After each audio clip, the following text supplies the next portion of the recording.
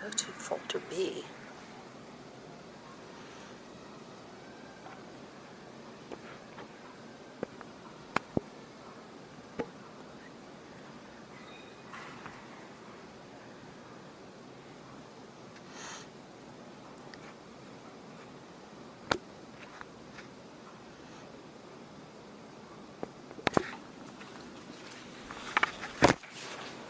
Okay, it's 1:01 p.m. We'll go ahead and call the roll.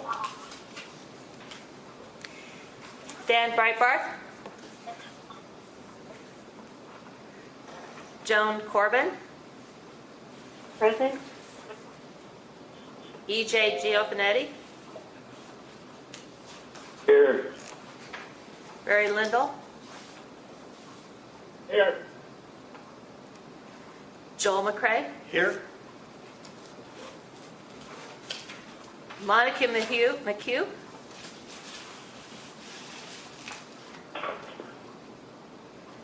Julie Potter. Here. And Jackie Schmillen. Here.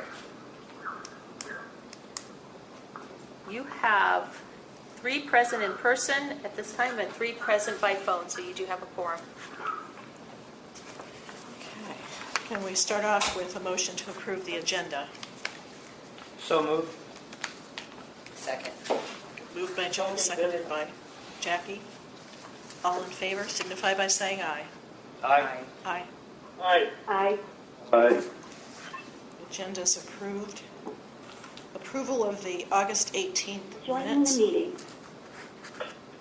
Roll call. Can I get a motion on the minutes? Was approved, or just say motion? Motion to approve. Motion to approve. Second. We have limited choices here. Yeah. Moved by Jackie, seconded by Joel. All in favor of approval of the August 18th minutes signify by saying aye. Aye. Aye. Aye. Aye. Aye. I didn't even ask about nays for the agenda. Any opposed? Minutes are approved. Public forum time.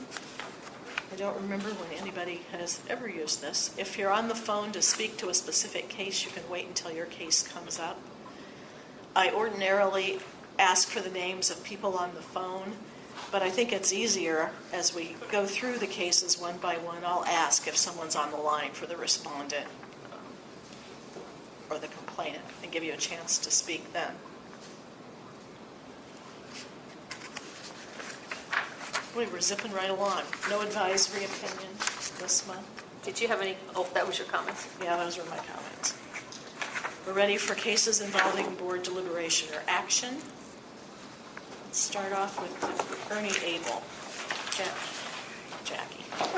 I'm going Mark. to close the doors here real quick and just remind everybody to speak up pretty clearly because when the Joining the meeting. AC is running, it's pretty hard to hear, and we keep getting comments about that. So I just would ask people when they're talking to make sure you address or talk loud. Use your stage voice or your Doesn't court sound voice. all that loud, but okay. Just that nice hum. Yeah, it just makes that humming noise. All right, this is case number 22FC0078 and concerns Ernie Abel as the complainant and the Arispe City Council as the respondent. This complaint was filed on August 18th, alleging that the Arispe City Council violated Iowa Code Chapter 21 at a meeting on August 8th by failing to provide 24-hour notice of certain agenda items when the council amended the agenda just prior to the meeting. He alleged that on that date, the mayor pro tem engaged in conversations with council members prior to the start of the meeting. He also alleged an issue that's not within Iowa Code Chapter 21 by not having an official number online for the city of Arispe. He did provide a recording of the council prior to the start of the meeting. Legal counsel responded to the complaint on August 19th. She stated that her co-counsel was present 10 minutes prior to the start of the meeting and did not observe any discussion of city business. Everybody still on the line? Joining the meeting. Yes? Hi, Ernie. It's John.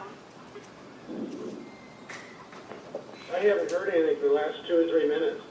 Yeah, can't hear anything at all. Oh, jeez. Same here. I will email. Well, let me turn it up a little bit more.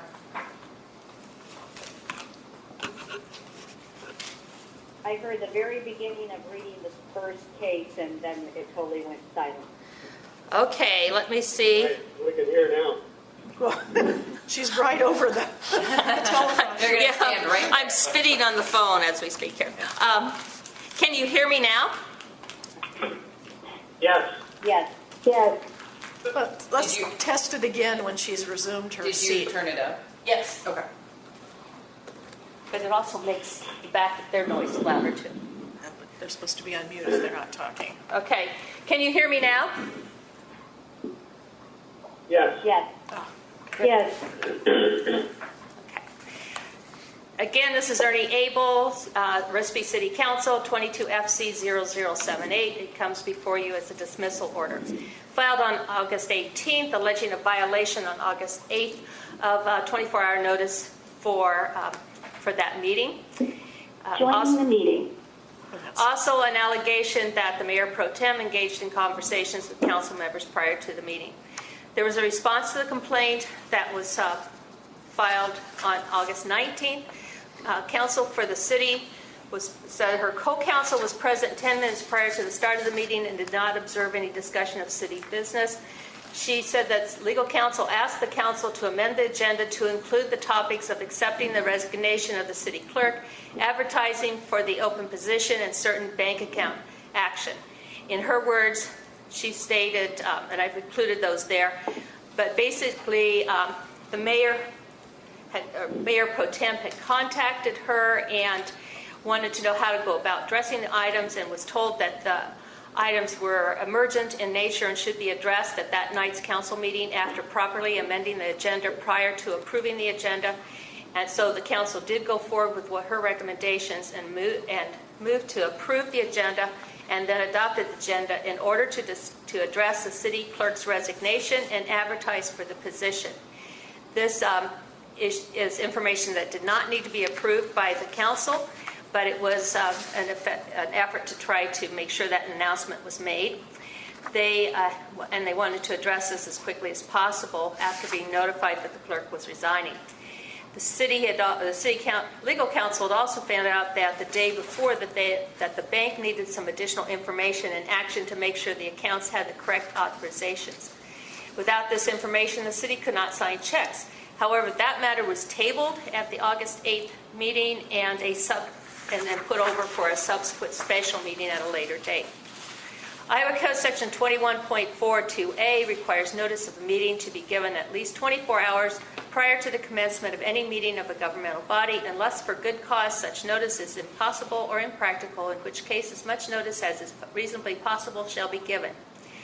Then that same section under subsection B provides additional guidance. It says, when it is necessary to hold a meeting on less than 24 hours notice or at a place that is not reasonably accessible to the public or at a time that is not reasonably convenient to the public, the nature of the good cause justifying that departure from the normal requirements shall be stated in the minutes. If it is necessary to hold a meeting with less than 24 hours notice, the Iowa Code requires that the good cause justifying such action be stated in the minutes. This is what the council should have been advised to do to comply with Chapter 21, but they could, of course, do that at this time. Since the agenda item concerning the clerk vacancy did not need to be formally addressed by the council, that could have been announced during the meeting and did not need to be on the agenda. The agenda item concerning the bank authorization was tabled and properly noticed to a later meeting. Therefore, in my determination, any irregularities at the August 8, 2022 meeting were harmless errors. IPIB staff did review the audio recording provided by Mr. Abel and determined that the conversations prior to the meeting appeared ministerial in nature and no deliberation or action occurred during that time. Formal complaint 22 FC 0073 is dismissed as harmless error. And as you will note, there included in the packets was a written comment by Mr. Ernie Abel. Is Mr. Abel on the phone?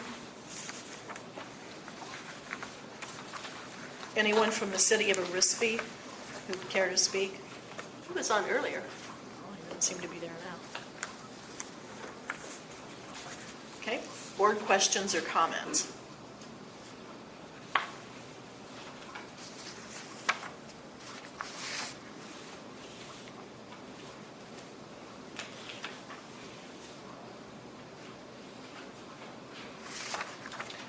I would move for dismissal. I'll second. We're a terse bunch today, aren't we? Okay, all in favor of the dismissal order signify by saying aye. Aye. People on the phone? Any opposed? I am hearing, I'm not on this case, but somebody on email said that the sound went out again. So, just because she was appearing in another case, I had asked her earlier. Okay, thank you. Yes. Let me try, oh, here's a message here. I can use my phone and put it on speakerphone. You know, we really can't do that if the agenda went out with this conference number for people. Well, I'll just do the same conference number. Oh, all right, if that works. Yeah, I'll just rejoin. Just so anybody can call in. Yeah, they'll just be on this phone. And we get lots of voice messages. So let me just see how we do this.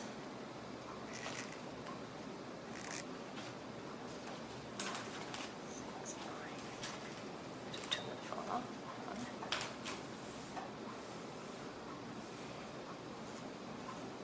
People around the table are going to be pretty far from the phone. Yeah. Hello, and welcome to the meeting. Please enter your passcode followed by the pound or hash key, and I'll connect you. Sorry, it's taking a long here. We'll make it work.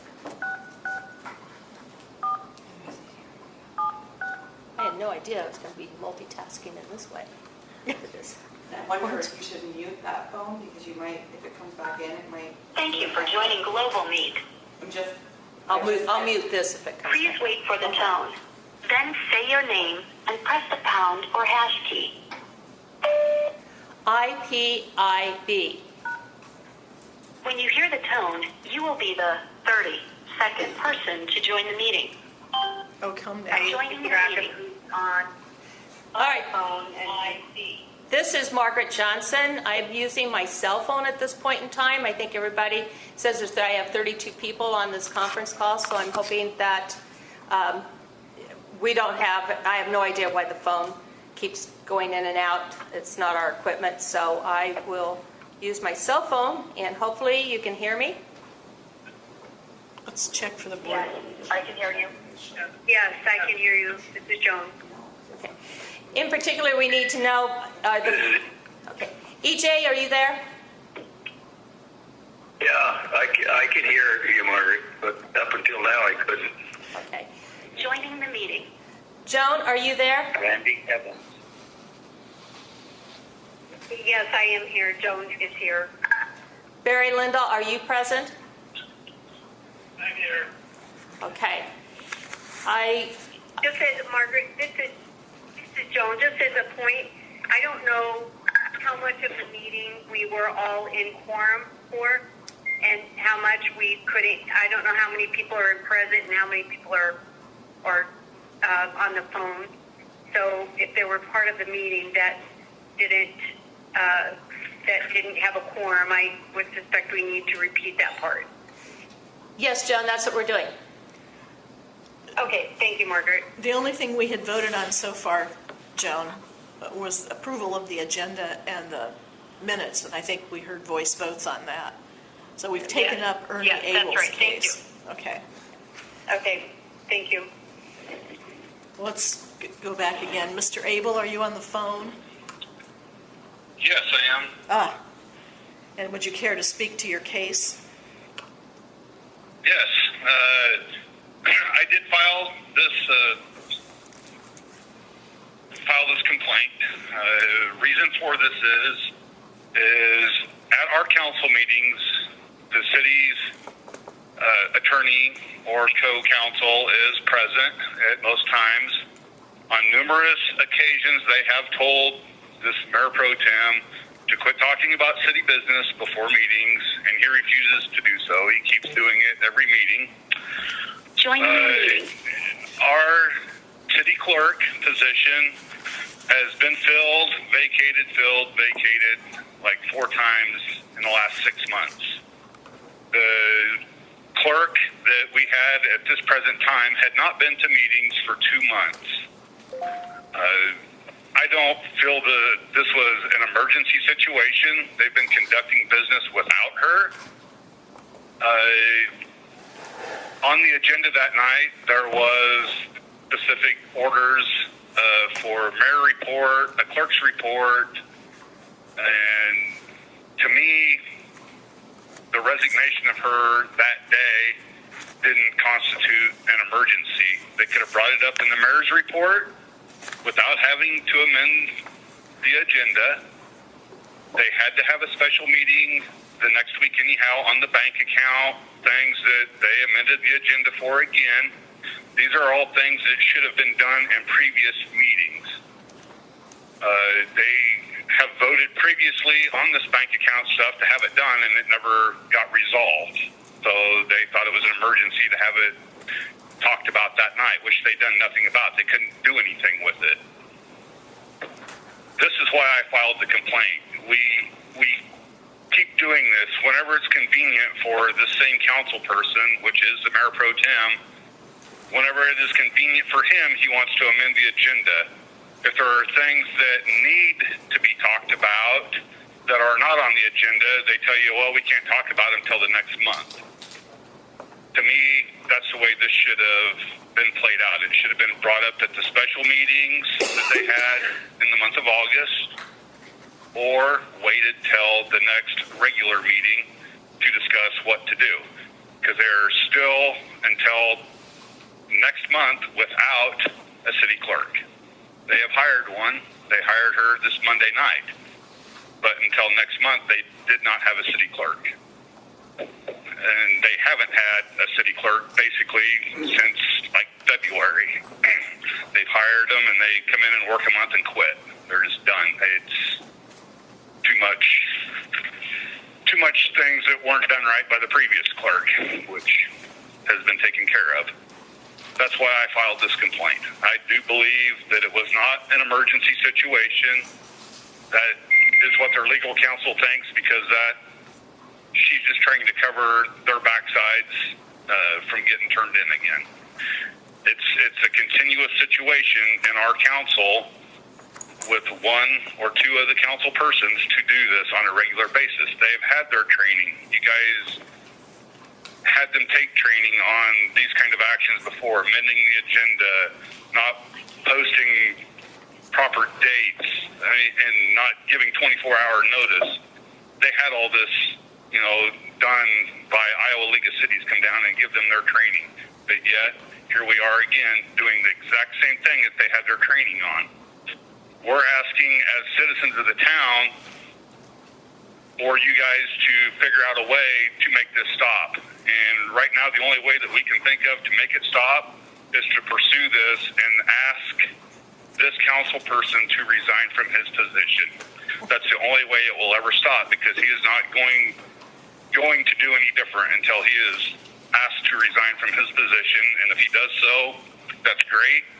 If he doesn't, then I guess we have to wait until a court makes him do it, or he gets elected out, which is in 4 years from now.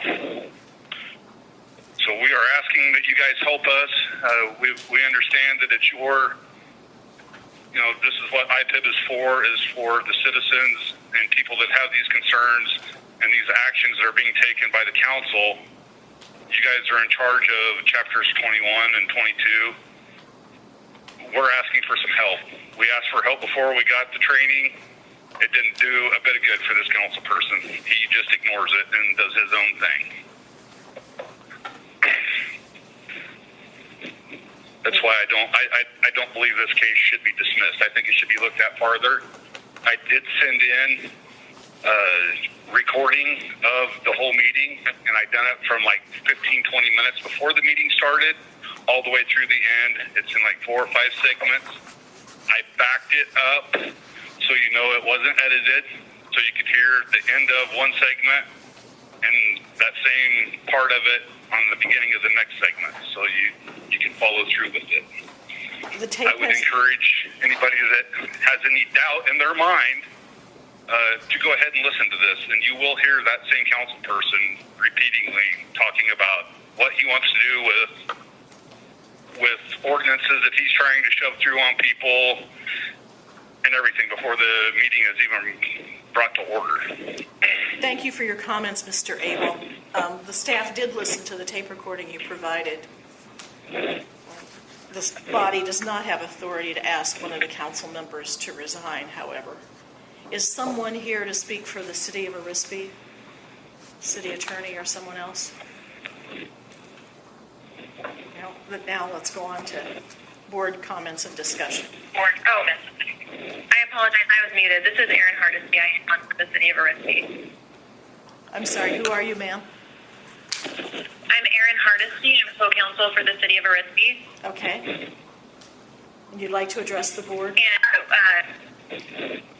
I believe everything that we needed to address was in our response to the complaint. We are, Megan Weeks and myself as co-counsel are working with the city to ensure compliance. I believe everything we needed to say was included in our response. Okay, thank you. All right. Now, board questions or comments? Yeah.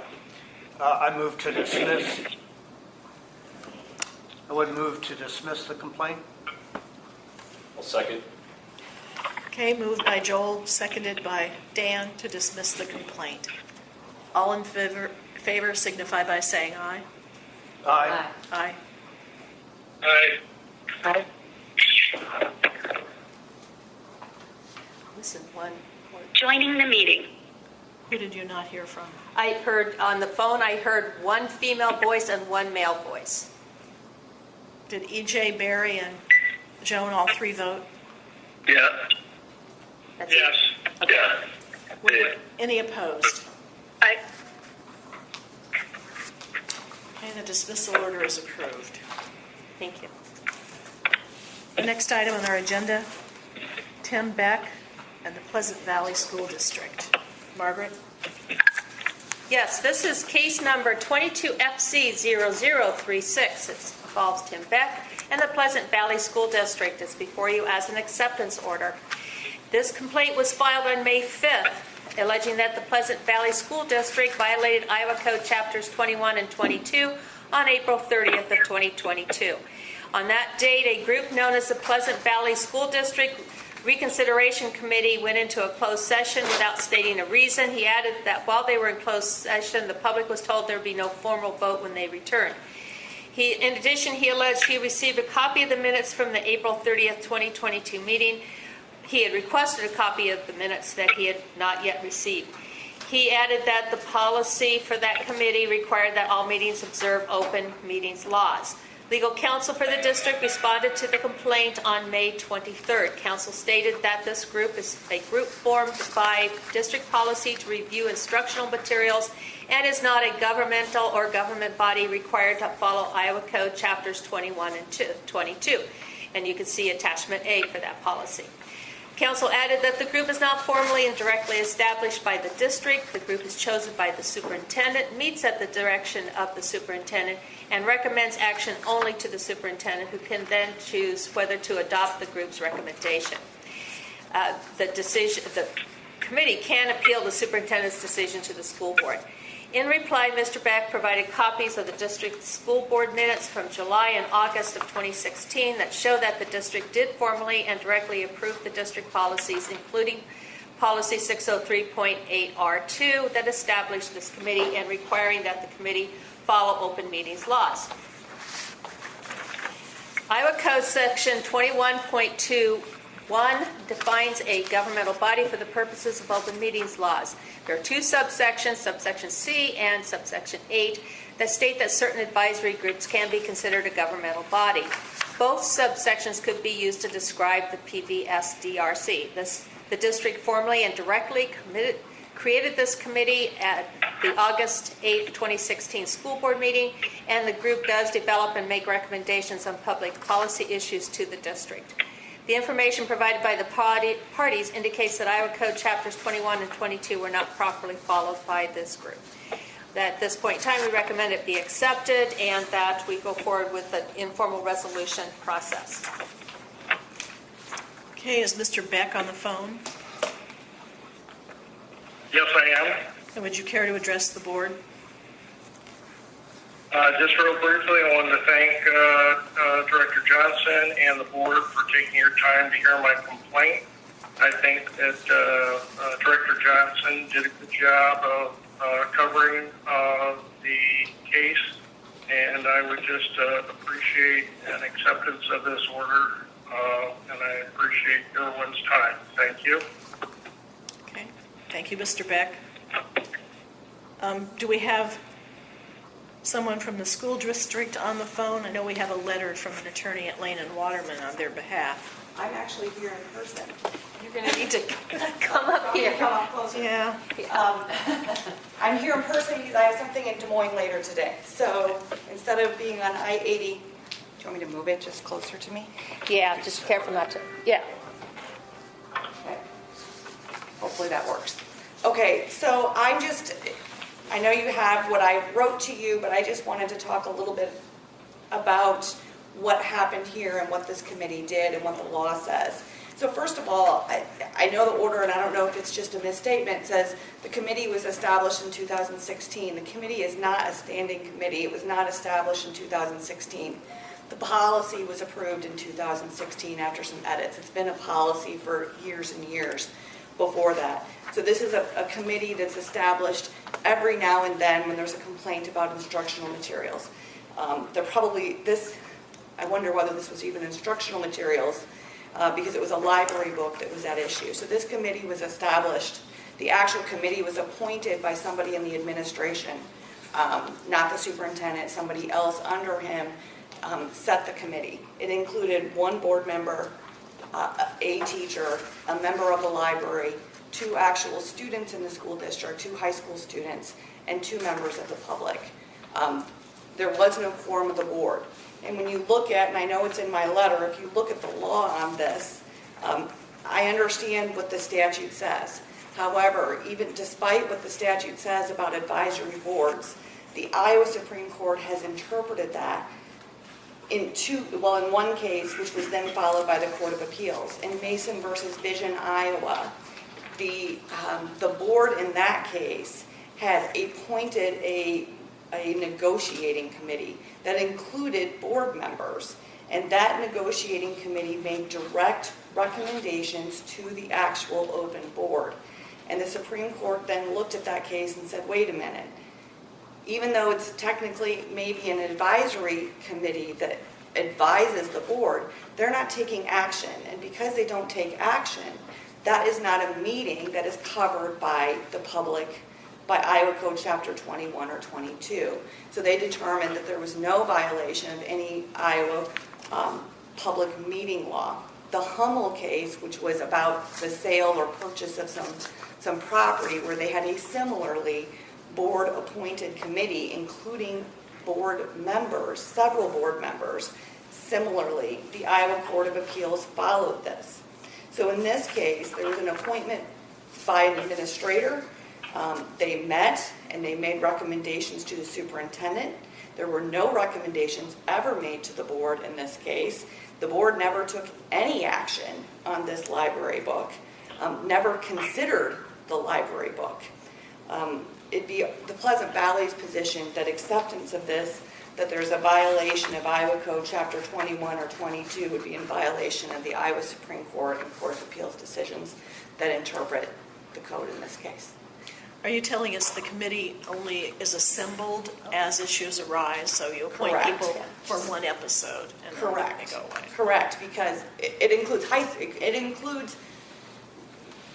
what they want the committee to have includes 2 students, and They'll graduate and go on. They graduate and go on. My knowledge is that there were no issues ever from that were ever a committee from like 2003 until the one that was happened this year. So, and the issue in 2003 or 4 was an elementary school book. So then there would not necessarily be high schoolers on the committee. So they made sure that they had individuals that were high schoolers that looked at things. I mean, it's not an established committee.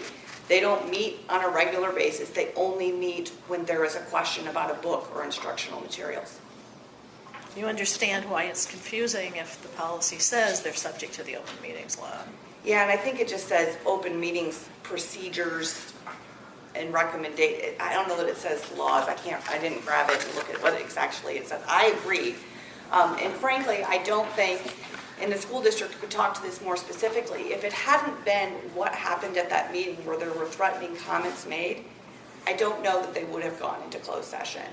They probably wouldn't have, or had everybody leave. There were threatening comments made, and considering that there were not only teachers employed by the district, there were 2 high school students sitting there on that board where somebody sat somewhat in a room like this and said, listen, I know you, and I know you, and I know you, and I know where you live. Things like that. So those were what was going on in the background. Now, I understand that, is that an excuse to violate the law? Absolutely not, but it's our position the law wasn't violated. So, I mean, it was the intent to be open, and this process is supposed to be, the public providing input on something that is in the school. The public got to provide all that input, and there was no appeal to the board ever. The person that had complained about the book took the superintendent's recommendation, discussed things with him, decided not to go on to the board.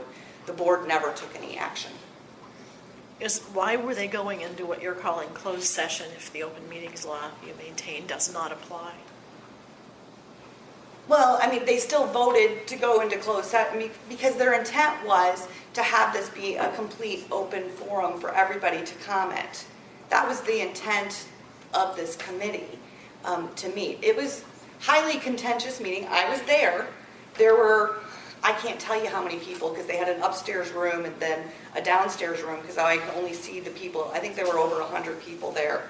There were, I think, 20 to 30 people that provided comments, in addition to the librarian and the complainant. So when you say they went into closed session, did they adjourn and go somewhere else? No, they asked they everyone to adjourned and leave? asked everybody to leave. Okay, thank you. Any other questions that anybody has? In your opinion, what would constitute a group created by executive order of a political subdivision within 21.2 subsection H? Because I think that's a question that I have. If this is not one of those, then what would be? A committee that would be appointed by the governor, for example, that's going to meet and make recommendations to the legislature in some way, and they're taking some action accordingly. That's what the Supreme Court says. They have to be taking some kind of policy action in order for it to constitute a meeting. That's how I read the Mason versus Vision Iowa Board decision, along with the Hummel decision, which I think was a city council issue. But my question is, if this falls within 21.2 subsection H, it doesn't need to make any decisions, only make recommendations, right? Well, I understand that that's what the statute says, but the Iowa Supreme Court has interpreted, even though it says advisory board, you're not violating the open meetings law if there was no meeting held. And what the Iowa Supreme Court has said, because there was no action actually taken and no consideration by a board, that would be, then there was no meeting. So, period. And therefore no violation of the open meetings law. I'm happy to provide you a decision, the written decision, if you'd like to read it. I think Margaret has it, but I have at least one copy with me. To be honest, I don't know that. If I read it, we would have enough time for me to read it and make a decision. Well, I understand that. It's a, in that case, it was a negotiating committee, which had it doesn't say in the decision, as I understand, as I recall it, how many board members, but I interpret it as there's several board members that were appointed. This wasn't just, and they were then negotiating with somebody on behalf of the board, but they didn't actually make then any decisions. And I think they met several times, not just in one. They didn't even host the meetings or have the public come, as I recall the decision. Okay, so a better question is, do you think this group basically was not created by a political subdivision? Would that be your position? That would be our position. Okay. Because the board didn't appoint this committee. But I guess my reading of it is the board did adopt a policy that established the committee. And then it was up to, whoever they wanted to pick the members of it. I understand that, but then you look at Mason versus Vision Iowa Board. In that case, the committee was actually appointed by the board. And in that case, the Supreme Court said, even a committee appointed by the board, if they're not taking action in a meeting, and I can read the direct words of it, and it's in my letter, then that's not a public meeting. The negotiating committee was directly appointed by the board, filled with board members, and charged with reviewing an agreement and directly advising the board, who later took action according to that recommendation. Meetings of the negotiating committee were closed. The court determined that the negotiating committee, because they had no authority to make a decision and only recommended or advised, it is not policy making. Policy making, in order to meet the definition of a meeting, there has to be policy making. It's more than recommending and advising by a separate appointed committee. And this is true even when you look at 21.2H. That's what the Iowa Supreme Court said. And that has been followed by at least one decision. I think to your point, Margaret, where's the phone? It's here. It's in the middle. Just speak Okay. up. It's in the This middle. is- Thank you. What she's really saying is that the policy as approved authorized a committee, but it didn't establish one until members were appointed, and that's done on an as-needed basis by the superintendent. Correct. So the policy doesn't really answer the question of whether the committee has been formed. Yeah, and just because there's a policy that says you can't make a policy, I don't think it's this board's decision to, or their call as to what you were supposed to do to decide whether or not somebody violated a policy or not. That's a different question than whether or not you violated the law. Phone's making odd noises. Well, however we decide today, if you don't intend to follow the open meetings law, it would be helpful to take that out of the policy. I don't disagree with you. Any other questions for me? Otherwise, I'll sit down. Thank you. Thank you. Board comments or discussion? If you're in here, speak loudly, please. Sure. I don't know, to me, just based on the rough views of these cases, I think we're kind of intermixing subsection C and subsection H. I believe that subsection C, if this was a group created under subsection C, if they have no authority, then they wouldn't be subject to open records in Iowa Code 21 and 22. But if they're a group created under subsection H, I don't see anywhere in that short summary of the Hummel case that indicates that they have to be able to take action in order to be subject to chapters 21 and 22. It says specifically to develop and make recommendations, not to take action. That's specifically what the code section says. So I think if this was a group that was created under subsection H, I think if this is a group that we believe was created by the executive order of a political subdivision, then they would fall under chapters 21 and 22 of the Iowa Code. But if we don't believe that this is a political subdivision or a group created by executive order of political subdivision, then I think they're free and clear. Well, how do you feel about her pointing out there is no group at all under that policy until they're appointed by the superintendent? It's like an authorizing policy. I don't know. I think that's significant. Yeah, I guess it's less significant to me. To me, if it's in the overall body's freaking laws, that this is a group that we can create as needed, then it should, that to me would be enough that it was created by the group, right? Even though it doesn't meet. It wasn't created by the group, it's appointed by the superintendent as needed. And then that body disbands, it'll be a different group of people the next time an issue comes up.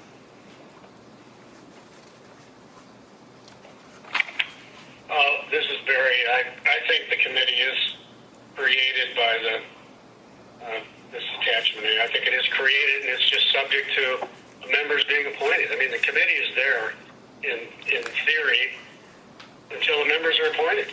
I don't think you can say it's not created until the 8 members are appointed. And I think they were deliberating over policy, so I agree with the recommendation. Other comments?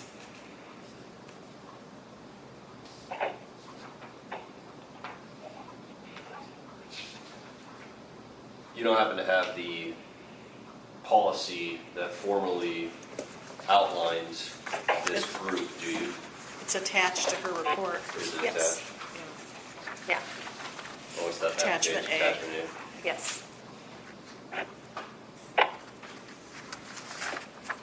At the bottom of page 1 of the attachment, it describes the committee will consist of 8 members and delineates who'd be on it. But as she pointed out, that is only done as issues arise.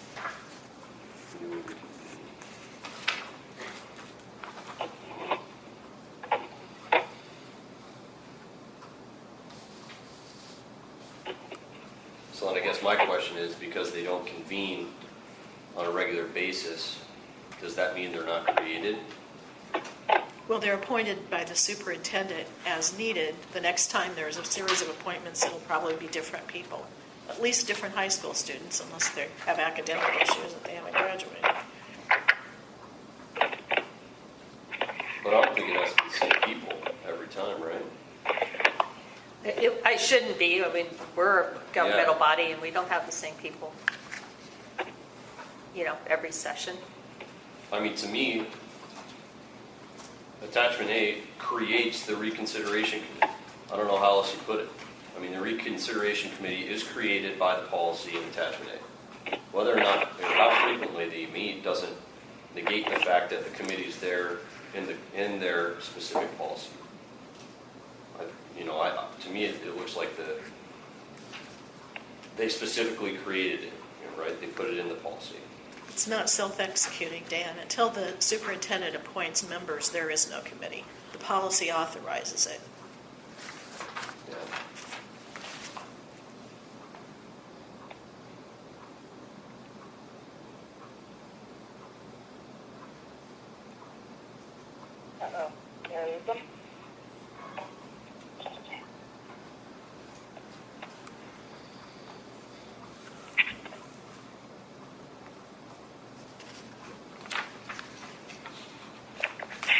Can I point out just separately in 603.8E2, which is sort of before the reconsideration committee meeting, it says the committee, the last paragraph, the committee's recommendation will be communicated to the superintendent. The recommendation should detail the rationale upon which it is based. The letter will be sent to the complainant. It doesn't go to the board. I don't understand how this could be a governmental entity when subject to open meetings, when the public board itself never takes any action upon the recommendation of the reconsideration committee. They never see it, they never act on it. Thank you. Questions from other board members?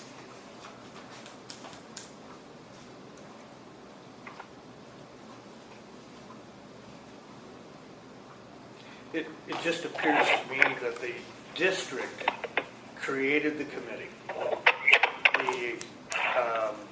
which would be the school board created the committee.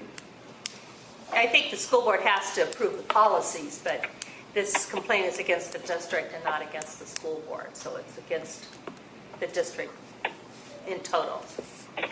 So let me ask it another way. If if the superintendent did not involve the board and just appointed a committee and did as an advisory group, is that different? We've held on other cases that when it's just somebody, a group that the superintendent brings together for purposes of, I don't know, the theme for homecoming or something like that, that doesn't involve any board action at all, either to establish that group or to take action on what they come up with. That's just sort of an ad hoc group that's created by the superintendent to assist the superintendent in doing his duties.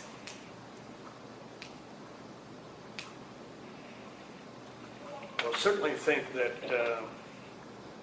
they violated their own policy, but policy is different. Right. The IPAB is not granted the authority to investigate and make decisions based on possible violations of a policy or an ordinance. I came to look at my question. Somebody's not on mute.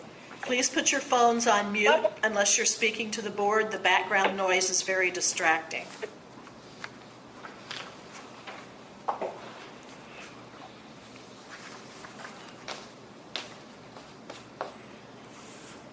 I think the issue for us, Joel, is whether the policy created the body, even though the superintendent appoints the people to fill those positions as needed.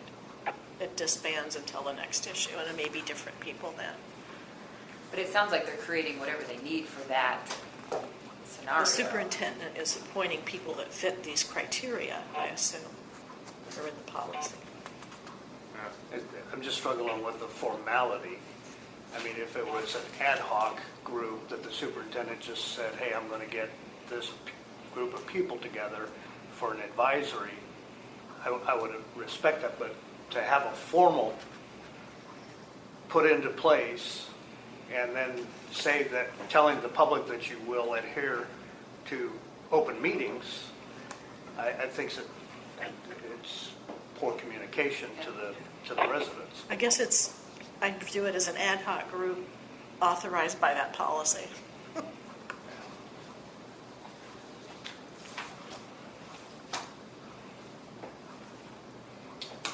I don't know if there's much more discussion on this, so because I believe their policy created the reconsideration committee, I'm going to move to accept the recommendations by Chairman Johnson. Is there a second? Second by Barry. Okay, moved by Dan, seconded by Barry. Let's do a roll call vote. You can certainly do that. Julie, this is EJ. Would you clarify the motion? I want to make sure I understand what this is. Dan's moving to approve the acceptance order written by Margaret, but there is a violation. All right, thank you.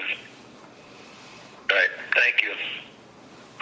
Hey, Dan, Yes. Joan Corbin, Aye. EJ, Yes. Barry, Aye. Joel. Aye. Monica's not present. Julie. I'm going to vote no and strongly recommend you revise your policy going forward. Jackie. Yes. Okay. You have, we have 1, 2, 3, 4, 5, 6 yeses and 1 no. So the acceptance order is approved. Margaret will be in touch with you.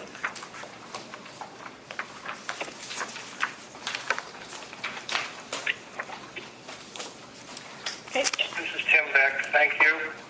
thank you, Mr. Beck. Our next item on our agenda, Paul Castro and the Bettendorf Community School Board. This is case number 22FC0073. It involves Paul Castro as the complainant and the Bettendorf Community School Board as the respondent. It comes before you as a dismissal order. This was filed on August 2nd, 2022, alleging that the Bettendorf Community School Board violated Iowa Code Chapter 21 at a meeting on June 23, 2022.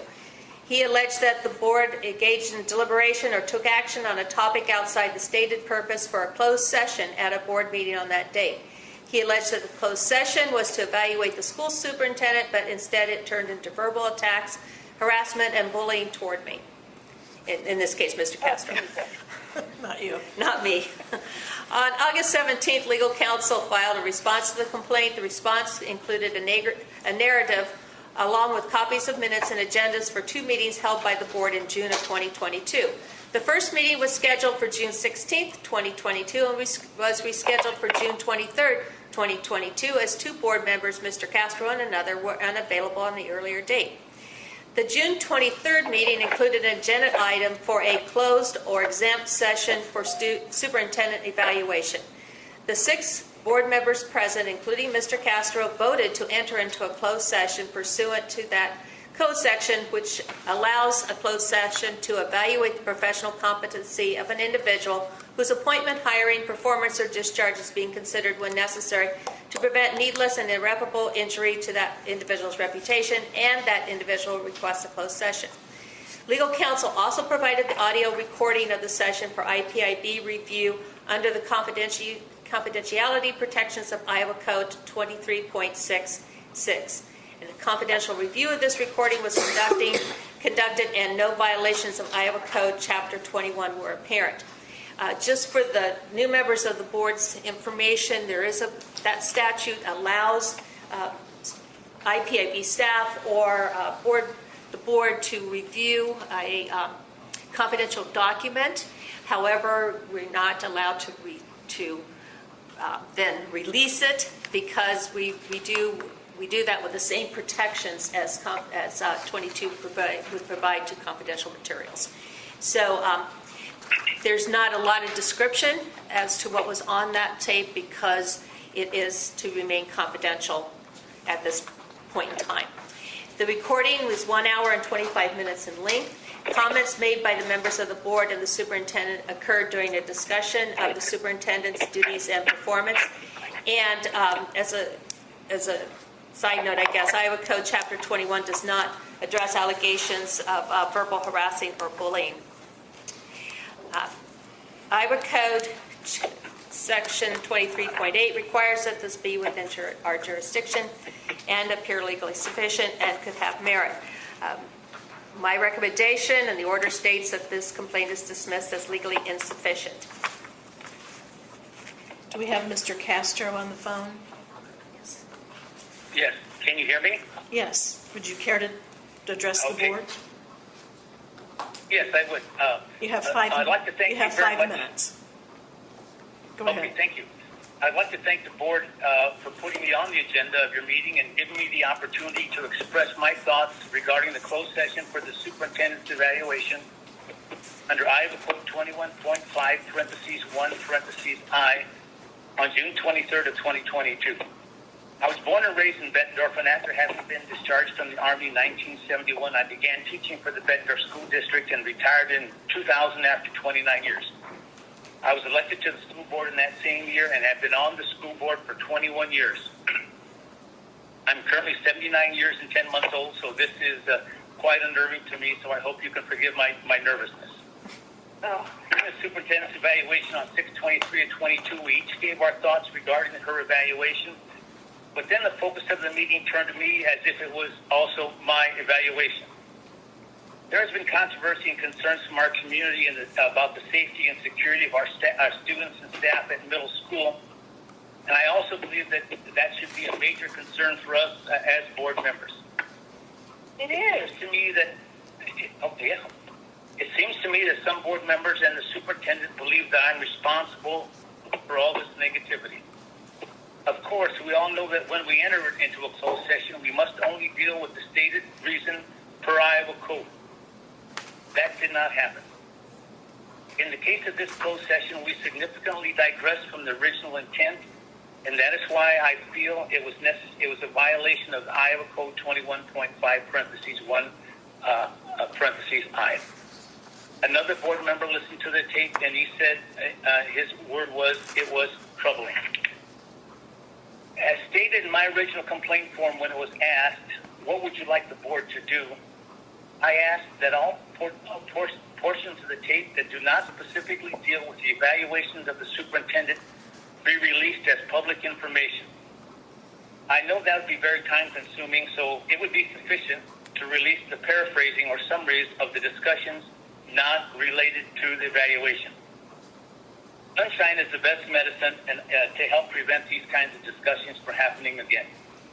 The meeting was called for the evaluation of the superintendent, but also was about me as well.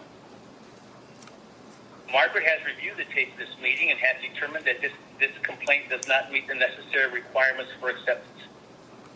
Like we all do with the board table, we say we can agree to disagree without being disagreeable. In this situation, I respectfully disagree with her assessment.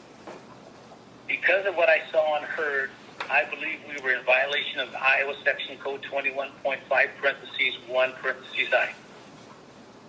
Thank you very much for your time and patience and letting me present my reasons for the filing of this complaint. Thank you, Mr. Castro. Do we have somebody here who'd like to speak for the Bettendorf Community School District? Yes, thank you. This is Wendy Meyer. I'm the attorney for the Bettendorf Community School District. My comments are brief. I would just like to note that, as Director Johnson stated, she listened to the recording, and she's determined that there's no violation of Iowa code. The conversations that were had during that meeting were related to the evaluation of the superintendent, and the Bettendorf Community School Board would respectfully request that the board approve Director Johnson's dismissal order. Thank you. Thank you. May I respond? No, I'm sorry. We're going to move on to board questions and comments.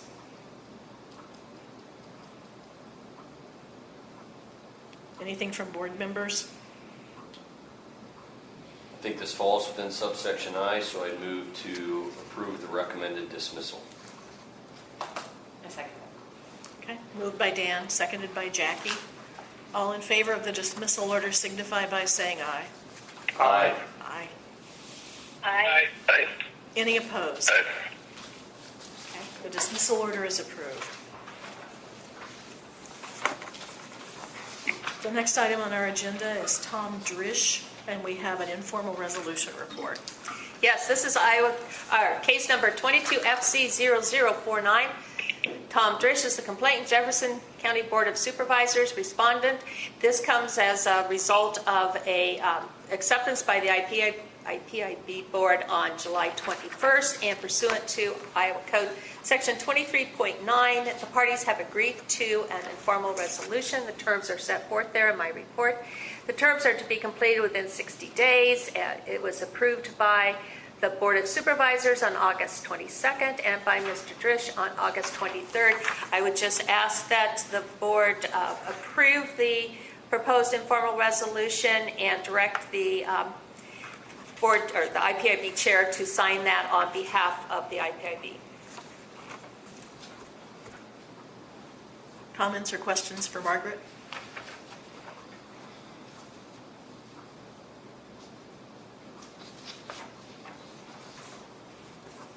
Okay, do we have a motion? We need a This is motion. EJ. We This need, is EJ. I'd move it. all right. This is Joan. I would Second. Second. Okay, Jill. I think it moved by EJ, seconded by Joan. There you go. All in favor of accepting the informal resolution report signify by saying aye. Aye. Aye. Aye. Any opposed? Aye. Okay. The next item on our agenda is Lee Frank and the City of Danbury.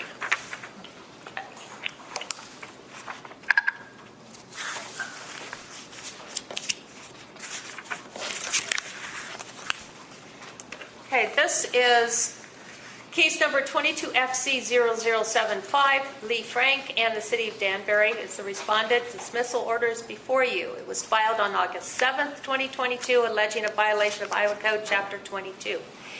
She stated that she sent an email to the City Hall, the mayor, and all City Council members requesting information on July 13th of 2022, and 3 weeks later when she filed this complaint, had not received any response. On August 18th, the city's legal counsel responded to the complaint, provided a copy of the original request sent to the city by Ms. Frank on July 13th. The email from Ms. Frank asked several questions about the status of reports withholding certain taxes and month, year, and financials. The two record requests were included in this communication. One is a list of expenditures approved by City Council on July 12, 2022, and two, a copy of all bank account balances, including CDs and the funds they are currently allocated to. The mayor did acknowledge receipt of the email on July 14th and stated the city would gather the information. Legal counsel provided a copy of an email dated on July 22nd in which the mayor asked Ms. Frank when would be a good time for them to meet. She responded on July 25th and said she was available anytime. Legal counsel also explained that the mayor was on vacation from July 25th to August 5th. Upon his return, he learned he had COVID, was experiencing severe symptoms, and would need to quarantine until August 8th. Council attempted to contact Ms. Frank on August 5th to schedule a time to meet and was informed that she did not want to do that and wanted to file the complaint instead. After the filing of the complaint, she did meet with the mayor and two council members on August 8th. At that time, the questions were answered and she reviewed the documents she requested. The mayor then met with her again on August 9th.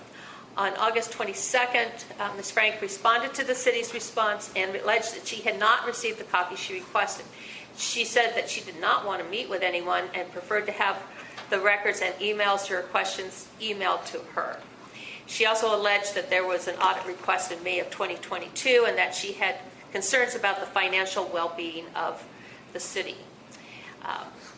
Legal counsel then replied to her response and noted that many of the financial reports required to be kept by the city had not been kept, and there were no other records responsive to her July 13th record request. The financial irregularities mentioned by Ms. Frank are currently under review by a state audit. The new city clerk is working to find financial records and create records necessary for the audit. The audit will provide guidance to prevent future issues with financial records. They have not been able to find any record of a fifth CD that was the missing record, according to Ms. Frank. And she has been provided information on the other matters. They did not store their records digitally, so they couldn't provide digital copies of anything. And they've provided, at this time, everything they have, even though they probably should have kept other things. So at this point, I recommend being dismissed as legally insufficient. Okay, do we have Lee Frank on the phone? Anybody from the city of Danbury? Yes, thank you. This is Allison Dirksen, attorney for the city of Danbury. On behalf of the city, we would just request that Director Johnson's dismissal order be approved. We believe that accurately covers the state of the matter and that the city has provided everything they have responsive to Ms. Frank's request. Thank you. Comments or questions for the attorney?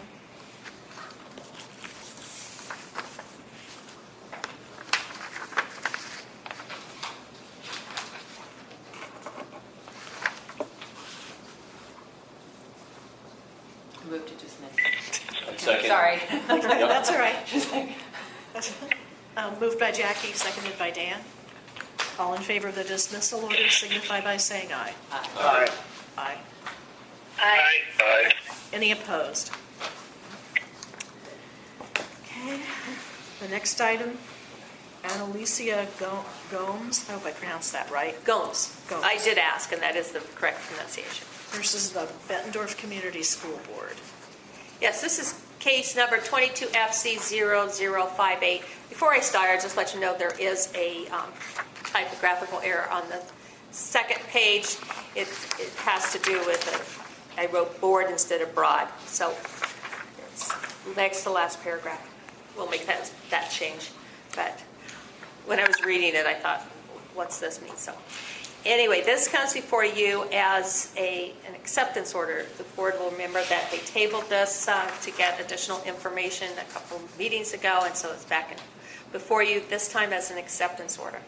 It was filed on June 2nd, alleging that the Bettendorf Community School Board violated Iowa Code Chapter 21 on May 25th. The board held a meeting described as a parents' working group to discuss the problems at Bettendorf Middle School. She alleged the board would not allow the public to record the meeting or allow the press to attend. She also alleged that the board did not videotape the meeting. Legal counsel responded to the complaint initially on June 10th, stating that the gathering on May 25th was not a meeting of the board. She explained that the board superintendent arranged for 2 community workshops to be held on May 25th. The first meeting was for the Bettendorf Middle School staff and the superintendent to discuss concerns about Bettendorf Middle School. About 110 people attended the meeting. No board members were present. The second meeting occurred later the same day and allowed BMS staff and parents to discuss their concerns about the middle school. There were about 300 people in attendance at this gathering. Those attending were divided into about 40 small groups of about 6 to 8 people to brainstorm and report back to the entire group. After the small groups created their information statements, concerns, and proposals, they combined into larger groups. Ultimately, the remarks were shared with the entire group, and the participants, including board members, were able to circulate throughout the room and review the results, which were preserved on large sheets of paper. Council added this was not a meeting of the board and that no deliberation or action was taken by the board at either event. She added that although there were 6 of the 7 board members present, they participated only as individual members of the small groups. Ms. Gomes, who was present at this gathering, alleged board members were participating as board members and not just as parents or concerned citizens. The reports from the meeting were collected by the superintendent and presented to the board at its open meeting on May 26th. The superintendent created a PowerPoint presentation that she used at both meetings, which has been made available to the public. On June 30th, Ms. Gomes replied to the legal counsel's comments. She stated that 6 of the 7 board members were present at the gathering, the second gathering on May 25th. There were some allegations she made as to the board being a governmental body or a government body under Chapter 22 that nobody's disputing that. On August 19th, legal counsel added that 3 of the 6 members present have children enrolled either at the middle school or at the elementary school. Ms. Gomes replied that all 6 board members walked around the room, engaged with other participants. The definition of a meeting is provided there for you. It means a gathering in person of a majority of the members of a governmental body where there is deliberation or action upon any matter within the scope of the governmental body's policymaking duties. The Iowa Attorney General has provided an analysis of this code section, previously codified as 28A.2 sub 2 in the Cork to O'Kane opinion, which is listed there. One section of this opinion involves whether a school board gathering meets the meaning of a definition of a meeting when a majority of the members attended a presentation concerning the evaluation of school operations and later joined with an evaluator to engage in a general discussion on the same topic. The AG opinion stated that there are 4 elements that must occur: a gathering of the members of the governmental body, a majority of the members of the governmental body present, deliberation or action occurs, and such deliberation or action is within the scope of the governmental body's policy-making duties. The opinion also provided some guidance to define deliberation or action, stating that deliberation is intended to have broad application and to include general discussion and or consideration of matters preliminary to final decision-making. Goes on to say ministerial gatherings only include those gatherings where the purpose of the gathering is without regard to or the exercise of judgment. So even though the governmental body does not take action during the gathering, deliberation occurs when there is general discussion or consideration of matters within the governmental body's policy-making duties preliminary to the final decision-making action. In this gathering, it's clear that elements 1, 2, and 4 are met. The parties disagree as to whether deliberation occurred. Based upon the analysis of the Iowa Attorney General, it appears that the actions of the 6 board members present was not ministerial in nature, but was a discussion or consideration of matters preliminary to final decision-making. It's my recommendation that this complaint be accepted. And before we go on to the comments from the parties and the board, I asked Margaret to add an AG's opinion from the same year, 1981, that concerned meeting of the Civil Rights Commission at a prison to gather information and concerns. And it's just fact gathering, no indication that there was discussion, let alone action. And the opinion concluded that deliberation includes a government body charged with the statutory duty of conducting investigation, deliberates when it gathers information from people who participate in the investigation. So I think this opinion makes even clearer that just gathering information is enough of the deliberative process to trigger the open meetings law. With that, do we have, I think we had Annalicia Gomes on the phone. Do you care to speak to the board? Yes, I'm here. Okay, you have 5 minutes if you'd like to address us. Thank you. Good afternoon, everyone. My name is Annalicia Gomes. I'm a graduate of St. Ambrose with a degree in elementary ed. I have worked in both the private and public sectors as an educator. I have 5 daughters, ages 11, 9, 7, 5, and 2.5. 4 currently enrolled in the district. As a stay-at-home mom, I have been a member of multiple PTAs district-wide, head room mom and assistant room mom, as well as a member of the district School Improvement Advisory Committee. I'm sharing this about me so you know that I'm an active member of this school community and its success is important to me. But when unethical events continue to happen, I feel it's vital for me to speak up as an example for my daughters, as I hope they too will do for their families one day. As you look at the number of violations against our board and administration being presented today, I hope you can all see a pattern.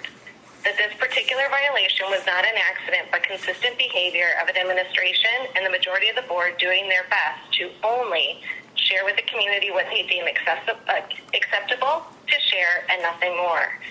That this confirmed with one parent being denied the ability to record Dr. Morse's presentation, whose written testimony was already provided to you.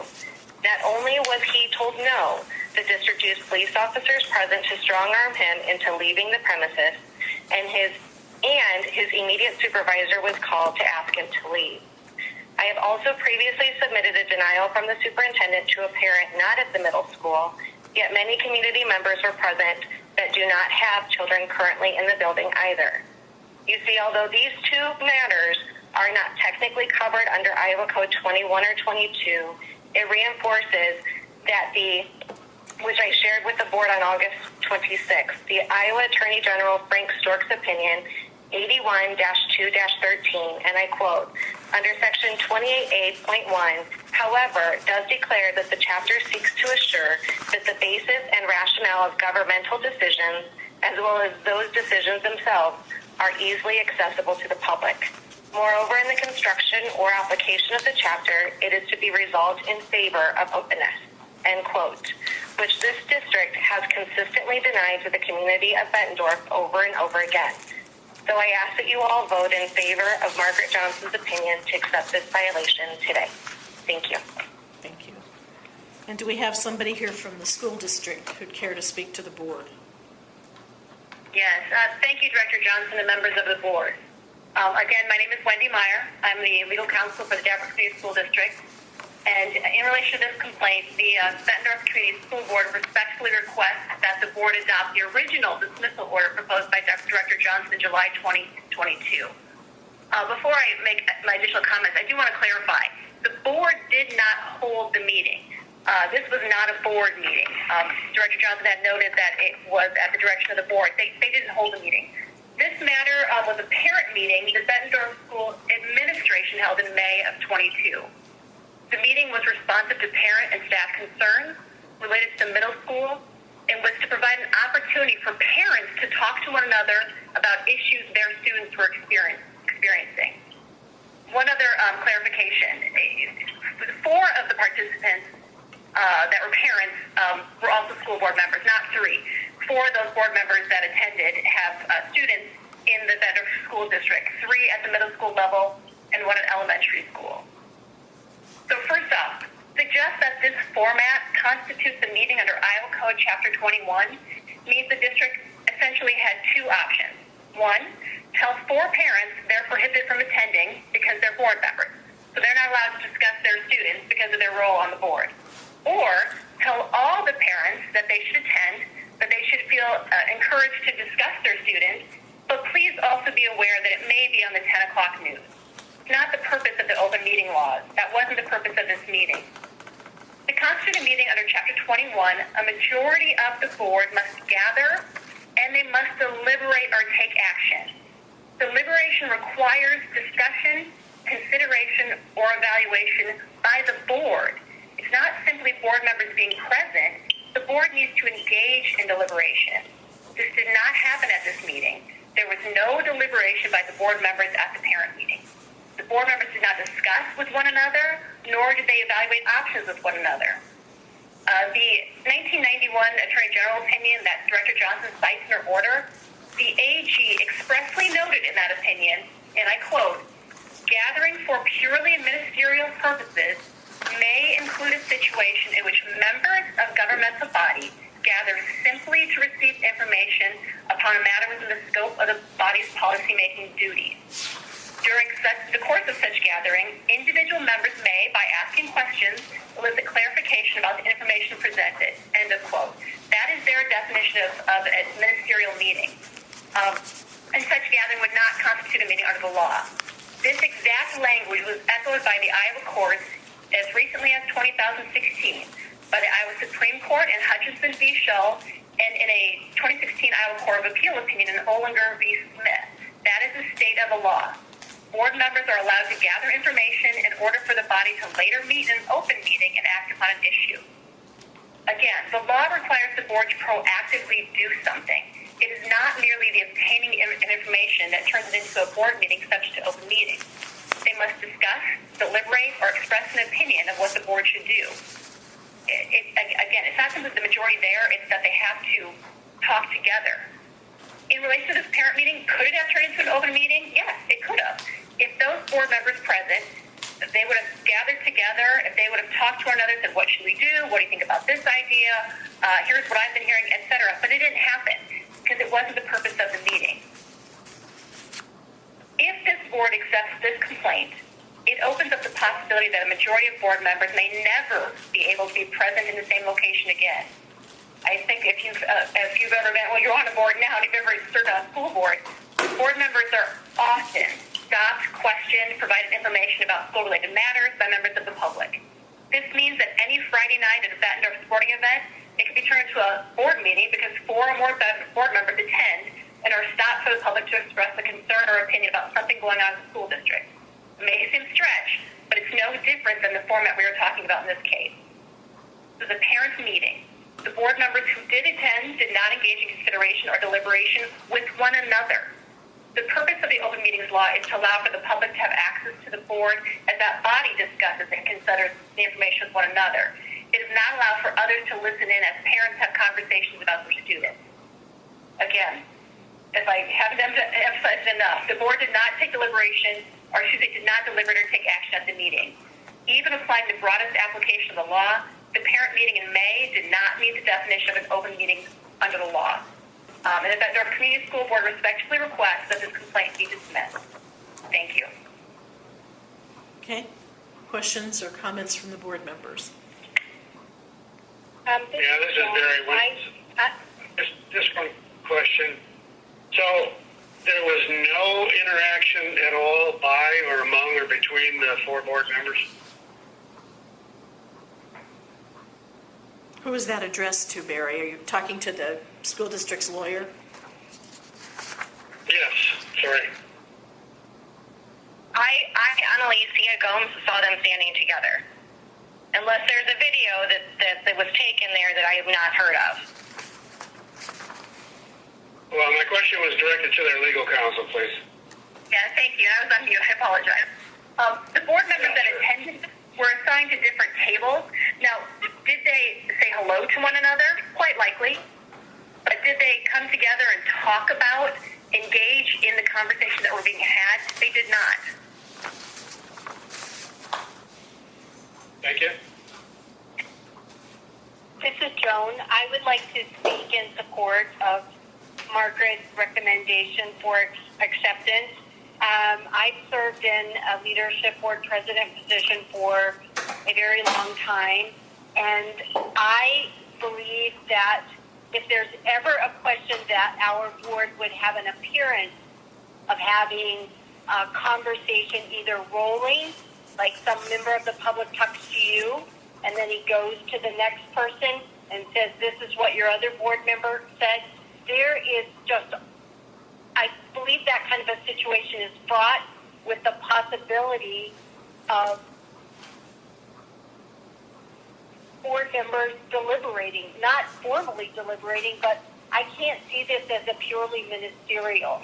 Like, if we knew that we all wanted to go to a function together, we would always publish it as an open meeting to err on the side of openness. That's all I have.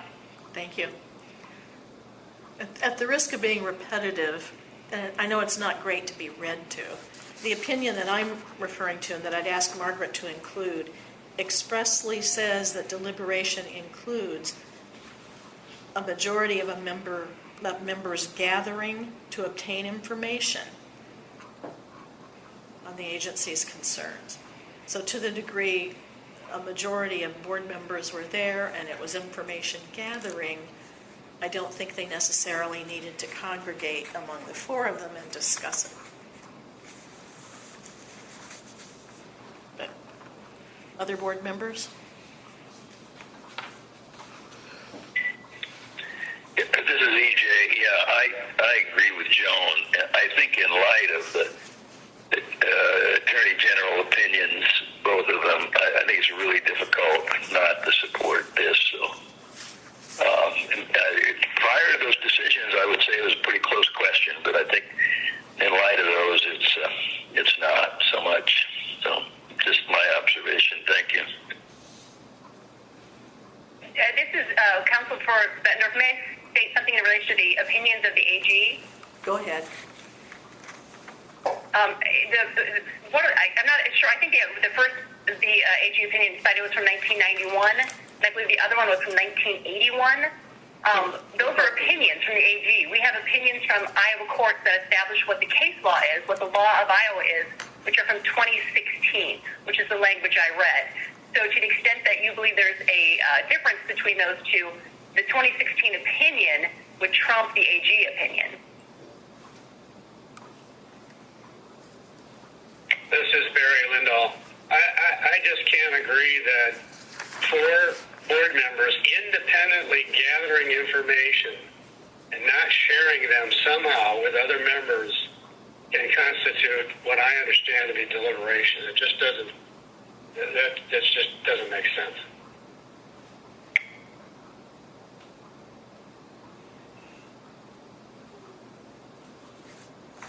Am I allowed to speak? Who are you? Is this Alicia again?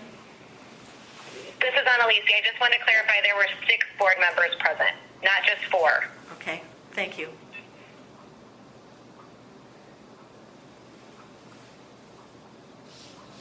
Any other comments or discussion from board members? Unlike the counsel for the school board, argued, I don't believe if we vote to accept this, that we're opening the door that, anytime school board members gather at a football game, they're open to Iowa records. I mean, I understand she said that was a stretch, but to me, when you become a member of a school board, obviously there are certain criteria that you have to adhere to. And part of the sacrifice that you make as a member of the school board is adhering to open meeting and open records requests and making sure the public is aware of the deliberations and actions you're taking. If this was a meeting that was, organized by the parents outside of the school board, maybe circumstances would be different. I read briefly through that case that counsel cited, Olinger v. Smith, 2016 opinion, and I just find the facts to be a little bit different. I certainly feel for members of school board that would want to be a part of a conversation such as this, but ultimately I'm guessing, this deliberation or these conversations, I believe, was a deliberation, and I think that's the biggest issue. So I think it falls squarely within what they, what would constitute being subject to open records.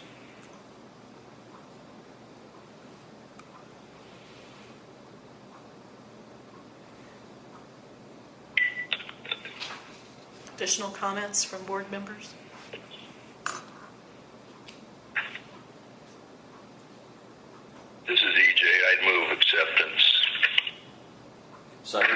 Joan, I would second.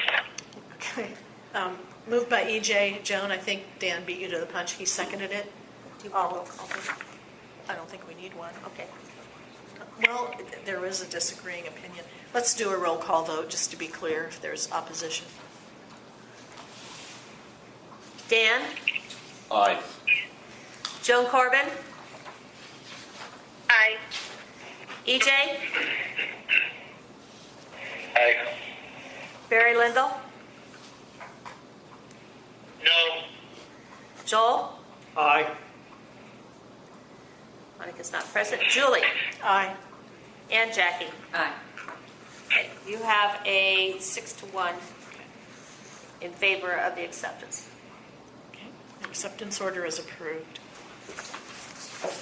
Although I do think that was a difficult case, but right result. Okay, we now have a series of 4 different cases involving Michael Merritt. I guess they have to be taken separately. So let's start with number 7, Michael Merritt in the city of Newton. Yes, this is case number 22FC0071. It concerns Mr. Merritt and the city of Newton. It's before you as an acceptance order. This complaint was filed on July 20th, alleging a violation of Iowa Code Chapter 22 on June 23rd of 2022. He alleged the following violations. There are 11 of them listed there. However, of the 11 allegations, only 9 and 10 are alleged possible violations of Iowa Code Chapter 22. The rest are beyond the jurisdiction of the IPIB. Legal counsel responded to the city legal counsel for the city responded to the complaint on August 5th. As to allegation 10, counsel explained that the city revised its fee schedule effective July 1st, 2022. Under the new fee schedule, the expense to provide the incident report increased from $5 to $10. The report provided to a female, as alleged by Mr. Merritt, was under the previous fee schedule. As to allegation number 9, legal counsel responded that the records requested are voluminous and consist of copies of nearly every city email sent from January 1st, 2021 to June 24th, 2022, and that there hadn't been any additional search terms that would have aided in reducing and narrowing the scope of the record requests and lowering the estimated costs. Mr. Merritt then replied to that, and I just put as part of his reply there on that. Iowa Code Section 22.3 allows a government body to charge fees for the retrieval, review, and release of public records. It also allows a government body to collect such fees prior to fulfilling a request for public records. This code section was amended effective July 1st, 2022 to state as listed here. The bold part is the part that is relevant to this complaint, where it says, although fulfillment of a request for a copy of a public record may be contingent upon receipt of payment of reasonable expenses, the lawful custodian shall make every reasonable effort to provide the public records request at no cost other than copying costs for a record which takes less than 30 minutes to produce. In the event expenses are necessary, such expenses shall be reasonable and communicated to the requester upon receipt of the request. A person may contest the reasonableness of the custodian's expenses as provided for in this chapter. And then it goes on, it says the lawful custodian may charge a reasonable fee for the services of the lawful custodian or the custodian's authorized designee in supervising the examination and copying of the records. The fee for the copying service as determined by the lawful custodian shall not exceed the actual cost of providing the service. This changed language allows a record requester to challenge the reasonableness of custodian's expenses. Although Mr. Merritt has not engaged in communication with the city to determine whether quoted expenses are reasonable, the code modifications permit a challenge to the reasonableness of fees. There's my recommendation that this be accepted only as to the issue of the reasonableness of the fees pursuant to Iowa Code Section 23.81. Okay, is Mr. Merritt on the phone?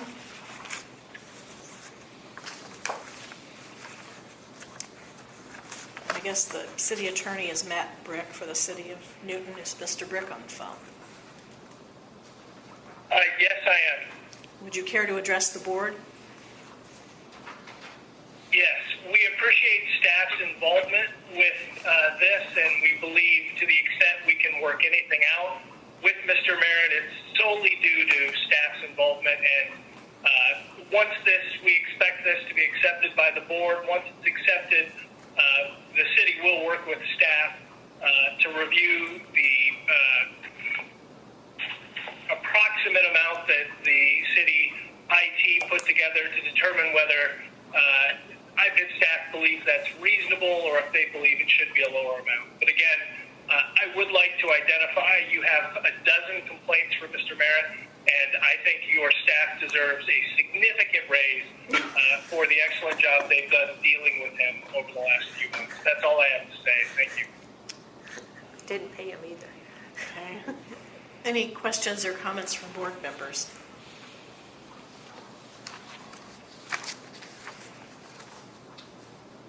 I think $10,000 is far-fetched for a fee for disclosing records, though I don't disagree with council that Mr. Merritt's request of the city in the first place are also a little out there. I think clearly 9 and 10 constitute a violation, so I move forward with the acceptance order, or accept the acceptance order. A second. Okay, moved by Dan, seconded by Jackie. All in favor of the acceptance order signify by saying aye. Aye. Aye. Aye. Aye. Any opposed? And Matt, this is Margaret. I personally will be working on the informal resolution on this matter. So I'll be in touch with you. Okay, the second complaint by Mr. Merritt concerns Iowa State University Police Department. This is case number 22FC0074. Comes before you as a dismissal order. This complaint was filed on August 3rd, 2022, alleging a violation of Iowa Code Chapter 22 on April 26th of 2022. There's a little bit more information provided for you, but basically this is Iowa Code Section 23.71 requires that complaints before the IPIB be filed within 60 days from the time the alleged violation occurred or the complainant should have become aware of it. April 26th was more than 60 days earlier than August 3rd, and in addition, he's complaining about something that's been previously reviewed and resolved by this board. So Iowa Code Section 23.8b says that the IPIB shall decline to accept a complaint that relates to a specific incident that has previously been finally disposed of on its merits by the board or a court. So for those two reasons, it's my recommendation that this be dismissed as beyond the jurisdiction of the IPIB. Okay, Mr. Merritt wasn't on the phone before. If he's joined us, please speak up. Do we have anybody from Iowa State University on the phone? Board members, questions or comments? Move to accept the dismissal order. Second? Okay, moved by Dan, seconded by Joel.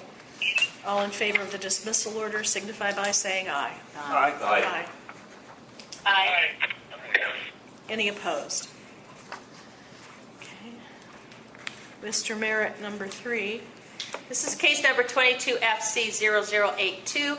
It's Mr. Merritt and the Panorama Community School District. And it's before you as a dismissal order.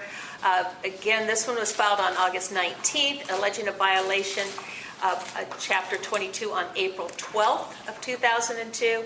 He provided all the information in terms of a copy of his record request that was dated April 11th, a response back from the district on April 12th that acknowledged his record request and provided an estimate of fees associated with the request, and a copy that once we receive this payment, we will proceed with your request. His complaint alleges that under Iowa Code Chapter 22, you cannot request payment of fees prior to providing records. However, that is not accurate, and in addition, this is beyond the 60-day limitation, so we do not have the ability to accept this complaint. Okay, Mr. Merritt or someone from the school district care to speak? This is pretty cut and dry. Questions or comments from board members? Motion? Approved dismissal. Second. Moved by Jackie, seconded by Dan. All in favor of approving the dismissal order signify by saying aye. Aye. Aye. Aye. Aye. Any opposed? All right, Mr. Merritt, number 4, concerning Mid-Prairie Community School District. And I would note for the board that he was advised of this prior to filing these complaints, and He did anyway. he continued to file them anyway. So this one is 22 FC 0083. It's Mid-Prairie Community School District. Again, it was filed on August 19th, alleging a violation on April 13th. And in this case, they requested fees of $17 and a penny. He indicated that other school district had given him records without charge, and he wanted us to order this one to do so as well. Again, it's beyond 60 days, and we do not have jurisdiction. Either Mr. Merritt or someone from the Mid-Prairie Community School District may speak. Okay, on to board member questions or comments, Move to accept the dismissal order. or a motion. Second. Moved by Dan, seconded by Jackie. All in favor of the dismissal order signify by saying aye. Aye. Aye.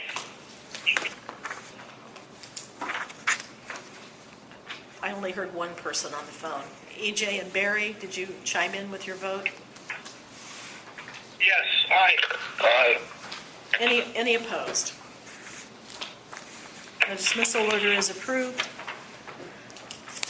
The next item on our agenda, Vanessa Miller and the University of Iowa. Take one pass it on. Margaret? Yes, first off, I want to pass out comments that I received this morning or actually they came in last night, but I this morning printed them off and forwarded them to all the board members. So you would have gotten an early morning email from me with those. But I think Mr. Levin, or Levin is present and will be addressing these as well. This is case number 22FC0066. It's Vanessa Miller as a complainant and the University of Iowa's respondent. It comes before you as a dismissal order. This complaint was filed on July 7th, alleging the University of Iowa violated Iowa Code Chapter 22 on June 6th. Ms. Miller provided copies of email correspondence between the University of Iowa and herself concerning a request for records she sent to the University of Iowa on May 19th, 2022. Requesting the waiver UI documented for the hires of 2 named individuals. She also provided a copy of information she said she received from University of Iowa on May 20th.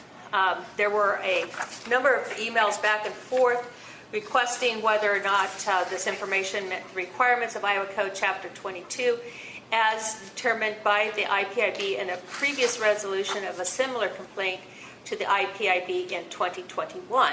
That complaint, 21FC0068, was resolved through informal resolution and ultimately dismissed on January 20th of this year, and it's attached for you as Exhibit 1. She alleged that University of Iowa did not release the information required by Iowa Code Chapter 22 as interpreted by formal complaint 21FC0068 and as indicated by UI policy, which is attached as Exhibit 2. She provided a copy of the request she received in her response she received in her request for the information required to be released pursuant to Iowa Code Section 22.7711. That's Exhibit 3. Her complaint alleges that she should have received copies of the actual documents, not just the information from the documents. She also alleged that she is entitled to the documented reason and rationale for changes in employment. However, this is a code section that pertains to resignation in lieu of termination, a discharge or demotion as a result of disciplinary action is not relevant to this record request. Legal counsel responded to the complaint on August 4th and argued that Iowa Code Section 22.711 requires the release of information relating to personnel records and does not require release of the actual records. He referenced Term 3 of the informal resolution, which reads, and this is in that prior case, the University of Iowa will include in the policy an agreement to release the information that is required to be released pursuant to Iowa Code Section 22.711 if the individual becomes an employee. Counsel indicated information required to be released was released. He requested the complaint be dismissed. Copies of additional emails and record releases were provided to the IPIB by both parties in response to staff requests for additional information. On September 6th, legal counsel provided a copy of an email sent by UI to Ms. Miller on June 9th, 2022, which asked her to confirm specifically Joining the meeting. Specifically, the information from the justification letter, CV, resume, and letters of reference that meets the requirements of information to be released pursuant to Iowa Code 22.711 if the individual becomes an employee. Ms. Miller responded to this email later that day saying, yes, that is all I'm requesting at this time. Legal counsel announced that all records and information required to be released by 22.711 had been released and that there were no package comments created for either employee that is subjects of the record request. The University of Iowa policy, as well as the informal resolution, term number 2, require the release of search waiver, request forms, package comments, and position requirements, job descriptions, with the redaction of any confidential personnel information, as well as personal information, such as Social Security numbers, dates of birth, and university ID number. Legal counsel is correct that the University of Iowa policy and Iowa law do not require the release of all documents concerning a search waiver. The specific documents required to be released, such as search waiver, request forms, package comments, and job descriptions, position requirements were released. And it's my recommendation this be dismissed as legally insufficient.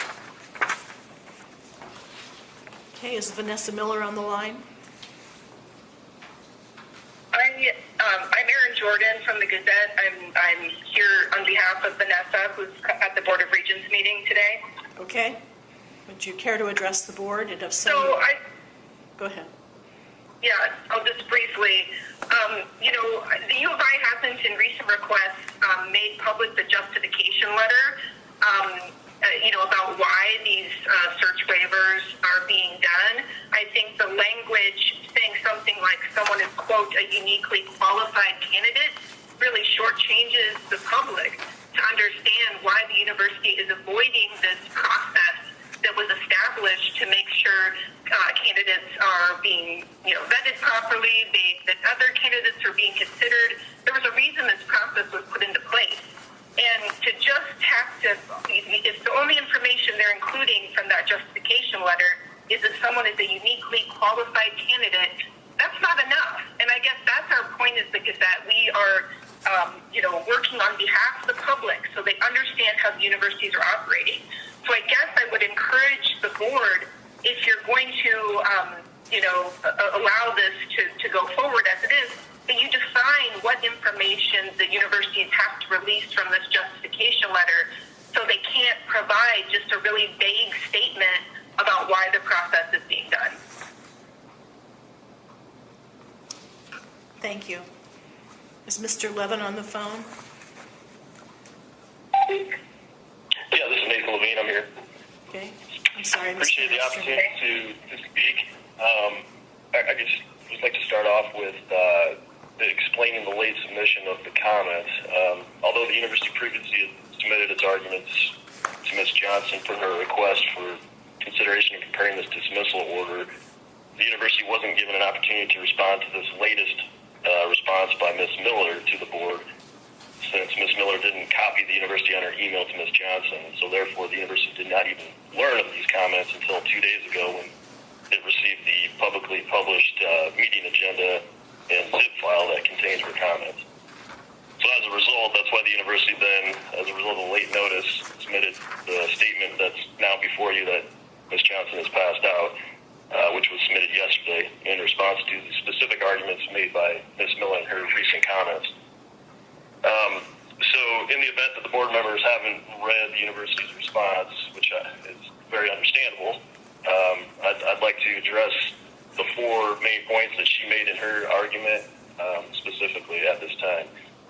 So with regard to the first point that she makes, she indicates that the university reversed its own records practice by denying the Gazette any and all names, titles, and reasons and salaries of those it hired without open searches.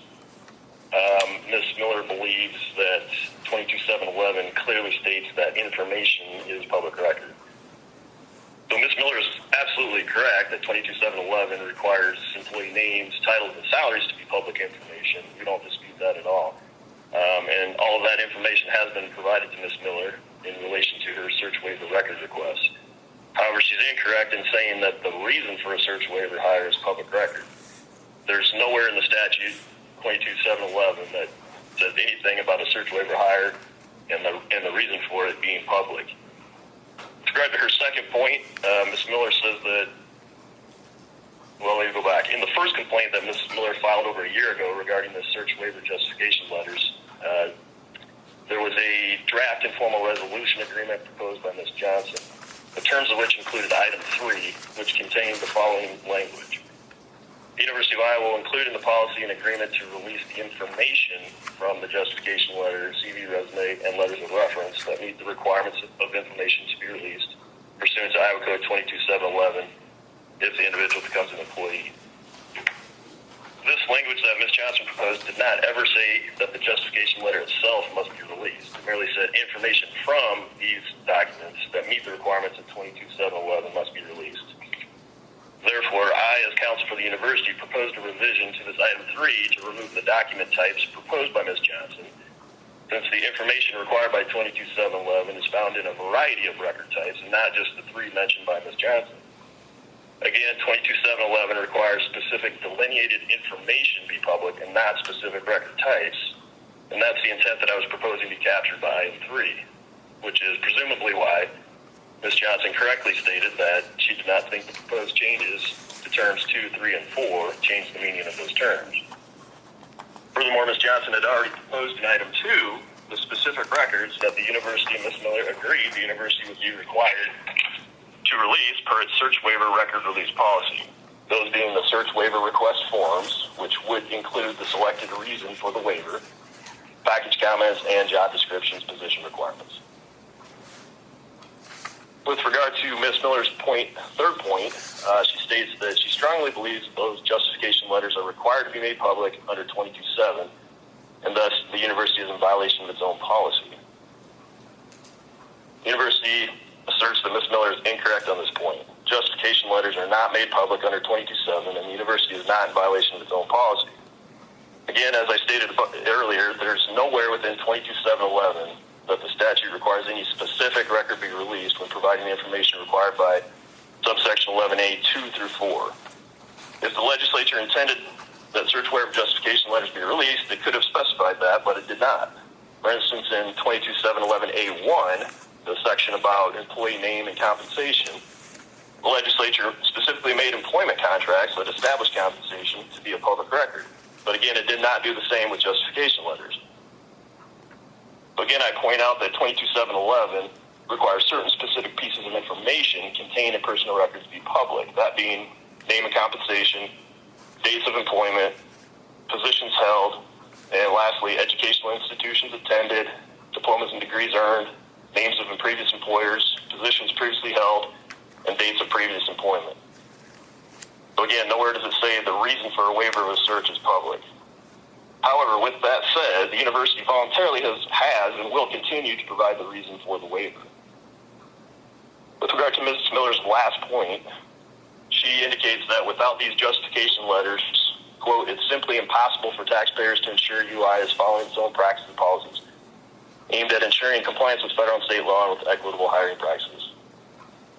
On behalf of the university, I would say that this assertion is just not true. The university provides a reason for every hire that is done with a search waiver. That reason is indicated on the search waiver request forms that have been provided to Ms. Miller. In addition, Ms. Miller was specifically told that if she had any further questions, she could direct those to the university media team, which may be able to provide additional context. Which may be able to provide additional context for the stated reason for the waiver without revealing any confidential personnel information that's in the justification letter, such as protected health information and disability accommodation information. For example, for an employee that's developed a disability and is being repositioned into another job within the university. Again, the university is more than willing to explain the reason for waiving a search in a particular hire without having to disclose a confidential personnel record such as a justification letter, which again, 22711 does not require. So for these stated reasons, the university supports Ms. Johnson's proposed dismissal and respectfully request that IPIV approve the order. Thank you.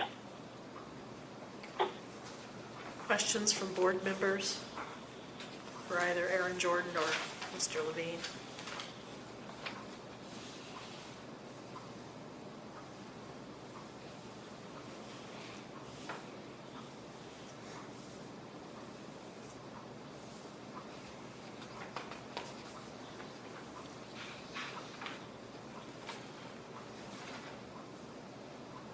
Boy, that clock's loud. It's gonna Hello? blow. Board members are still contemplating.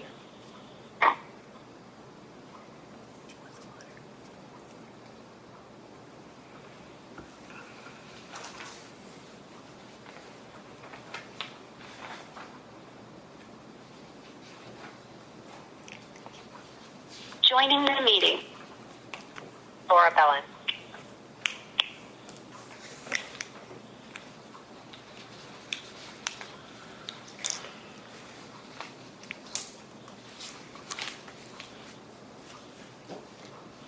Well, it doesn't sound like there's much deliberation. I think that I agree with the proposed dismissal, and I will move to accept the proposed dismissal at this time.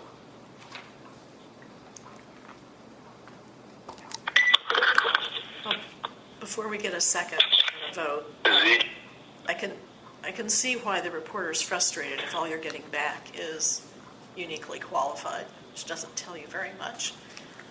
But Mr. Levine makes a technical legal argument. It's not itemized in the statute as something that has to be disclosed. If there were some way to give more information than just a conclusory phrase, that might be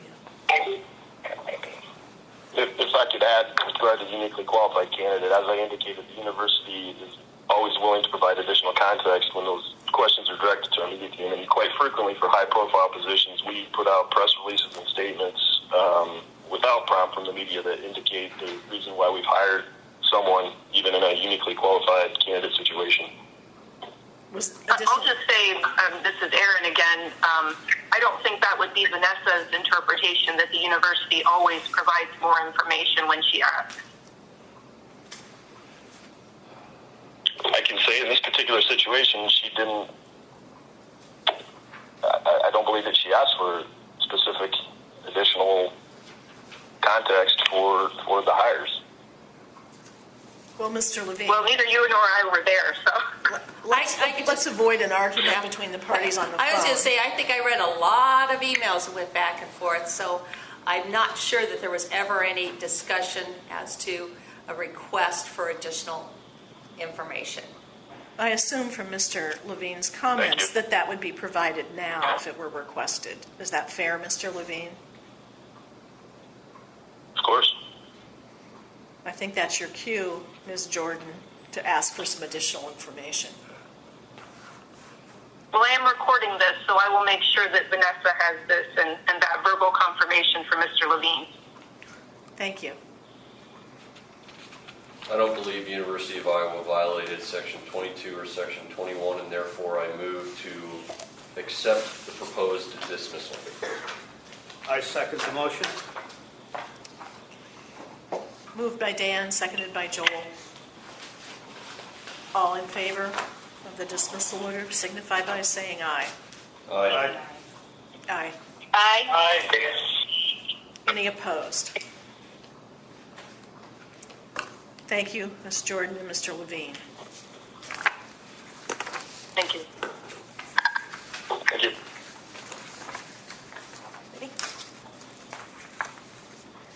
All right, that brings us to Courtney Peasley and the City of Derby. This is case number 22FC0033. It's before you on a motion to continue. We have an informal resolution in process right now. One of the terms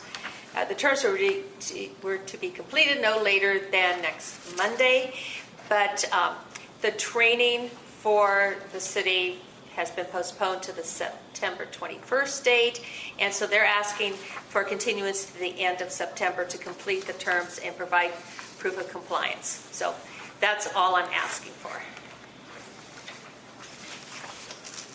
So you need a motion. I just need a motion to continue.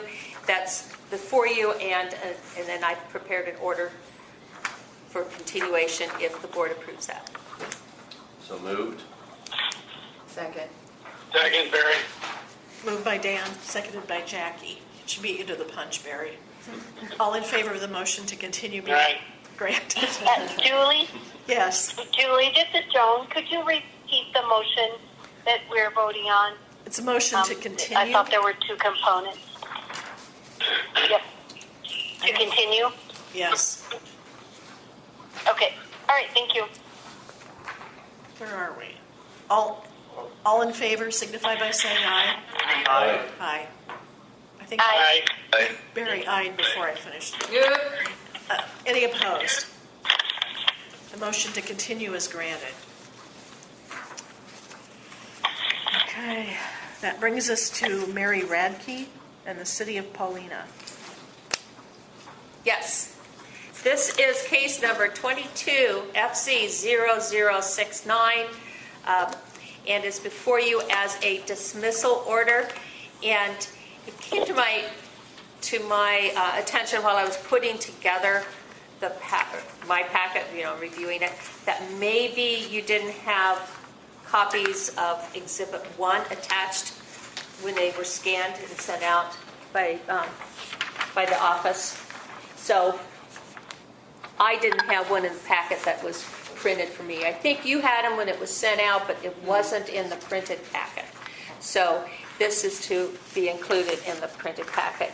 And it's just, it's referenced in the order. And if anybody else wants a copy, I have them here. But this matter comes before you as a dismissal order. It was filed on July 21st, alleging a violation of Iowa Code Chapter 22 on June 15th. Ms. Radke provided a copy of the record request she provided to the city on that day, and that's your Exhibit 1 I just passed out.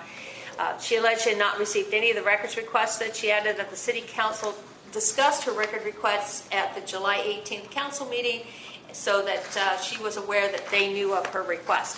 After filing this complaint, she has continued to send the IPIB emails with copies of her correspondence with the mayor concerning this and all her other record requests.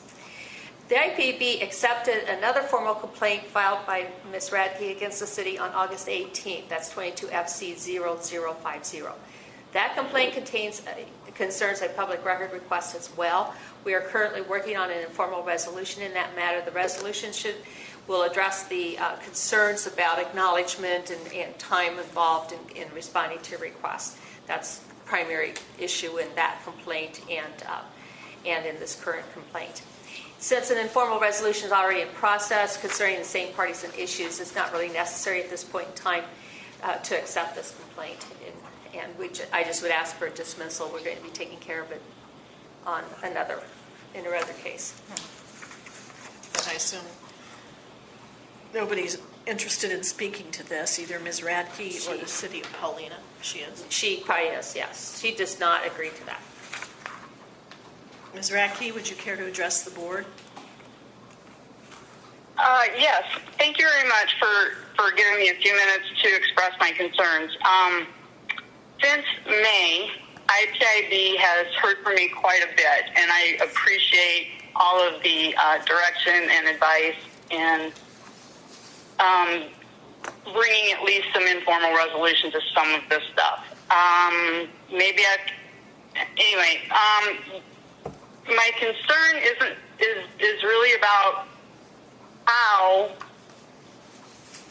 IPIB can, if I cannot, the 30 days or 60 days for me to complain, should I not get these records, which now is at 90 days since request, how does IPIB know that they have not provided these documents if I don't have any recourse? Margaret? Well, we've had a lot of contact from Ms. Radke, and I think the most recent time I said, I asked her if she could just provide that information while we're working through this informal resolution process.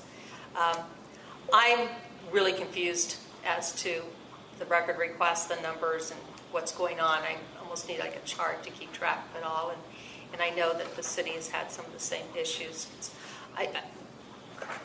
We have another one where she said that she received the letters, or the records, but as I say, it's just really confusing. I mean, we could certainly accept this and include it in with the other informal resolution, but I would just ask her at some point to perhaps try to work on this informal resolution and not just keep filing complaints. Are you still there? Hello? Yes. Did you have sorry, I heard a ding. I was confused by when I opened this particular dismissal order, which I thought was an acceptance order, and there were incorrect case numbers on it. So I'm as confused as you. That's how fast and furious this is going, but we did manage to figure it out. 22 FC 0050 is waiting for the city's acceptance to the informal agreement, which I have already signed and sent. 0069 came out trying to duck the too late to file thing, not knowing that you had some bundling mechanism, which is a term that was used to me by Ms. Johnson but never explained. I was referred to Randy Evans of Iowa Freedom of Information Council for that explanation, which he didn't understand either. And then 22 FC 0087, I was asked if I was willing to withdraw it, and when I asked what the effects would be if I do, the discussion kind of expanded, and that's when I found the errors in this dismissal order and declined to withdraw at that time. So really all I'm asking of the board today is either to deny the dismissal order, or either the board directly or the board direct Ms. Johnson to explain to me how this records request, and it's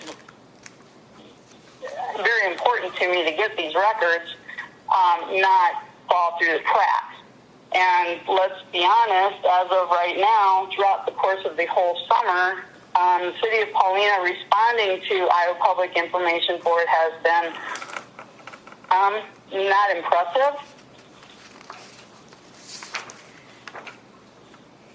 Thank you, Ms. Radke. I could certainly respond to my comment to her about contacting Mr. Evans. She had contacted me and wanted directions and assistance in putting together record requests, and she had specific things that I felt were... No, I'm sorry, Ms. Johnson.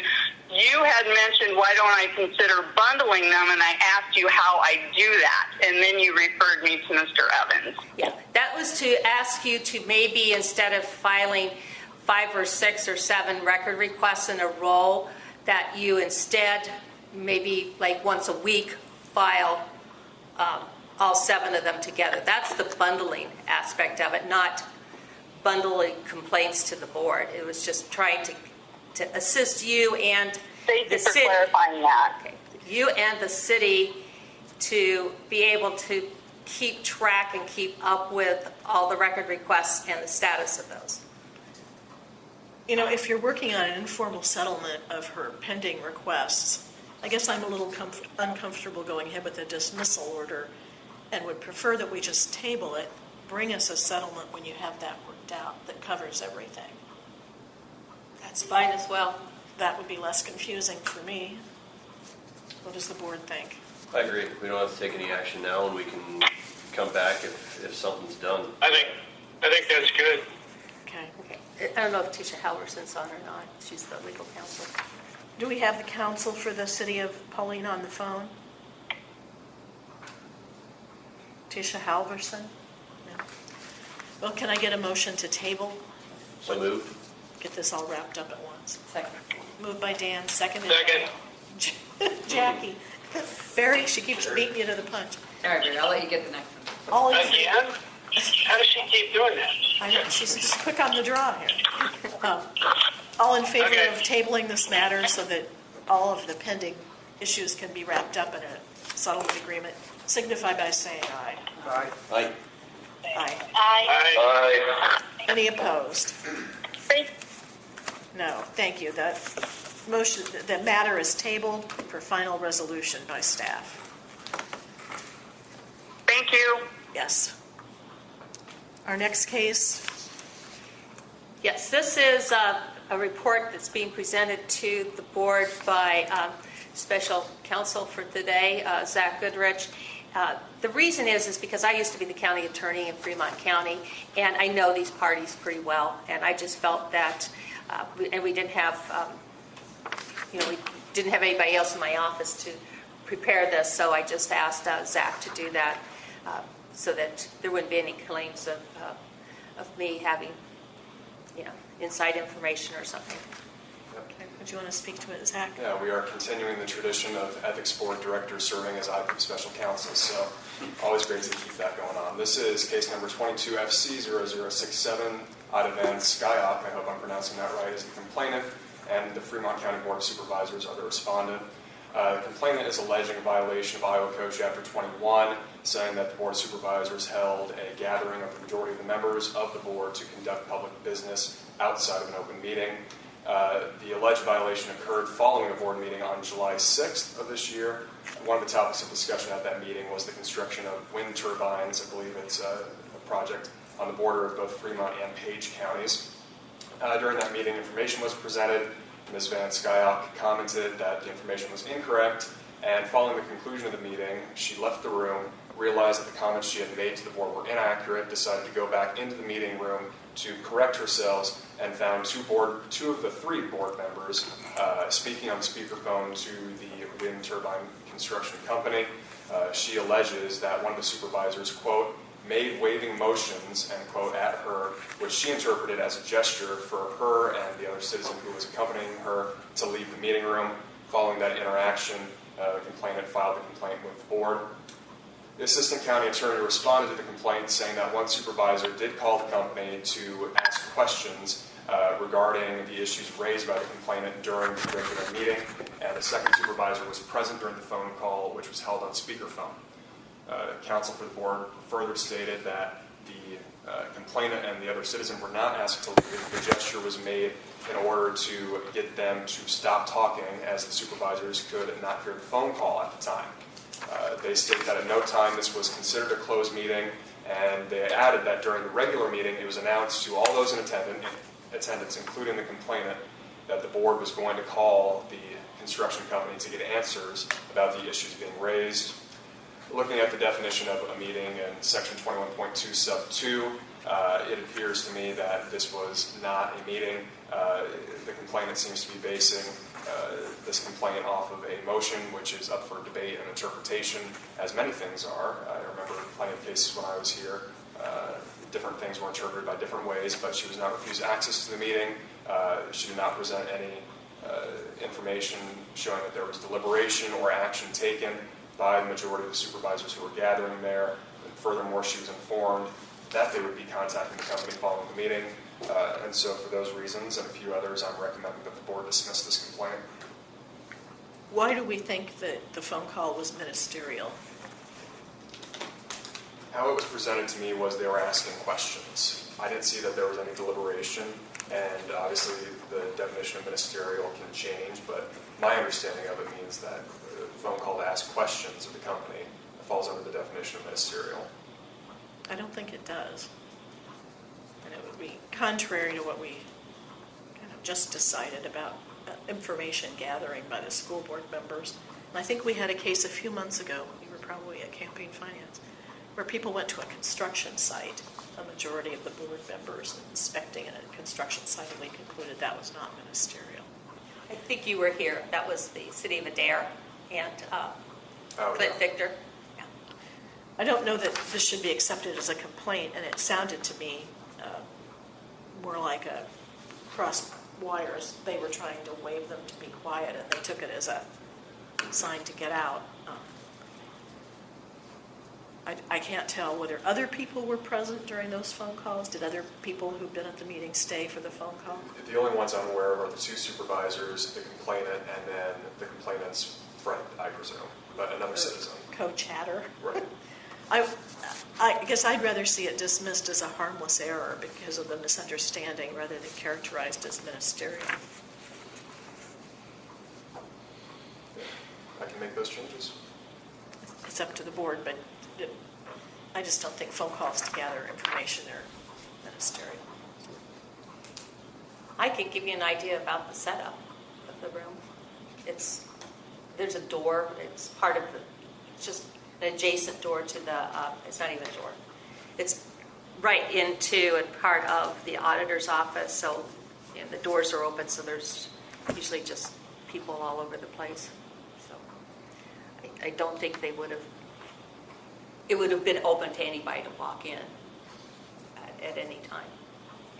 Well, since there are a majority of members there on the speakerphone, and I don't think it's ministerial, I guess I'd be more comfortable calling it harmless if the women misunderstood and thought they were being shooed out of the room. I think they would have had a right to be there. Do we know what information was provided during the phone call? I don't know exactly what was provided. I just know the subject they were inquiring about were setback maps for the turbine constructions. Exactly what they asked, I'm not aware. The counsel for the board did state that the information was provided to the complainant.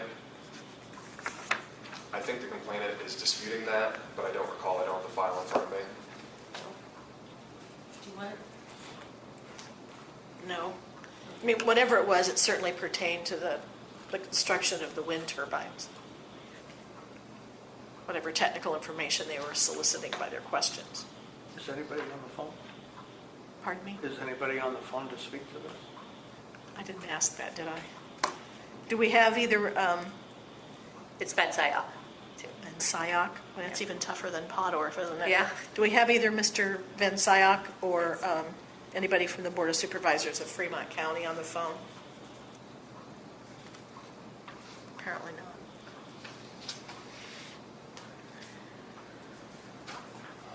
Well, I don't see the point of carrying this further, but I would like the ministerial language removed.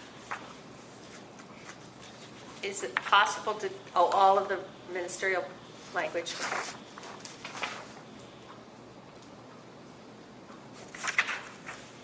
I'd rather we shifted the reasoning to a harmless error or misunderstanding, whether people were allowed to be present or not.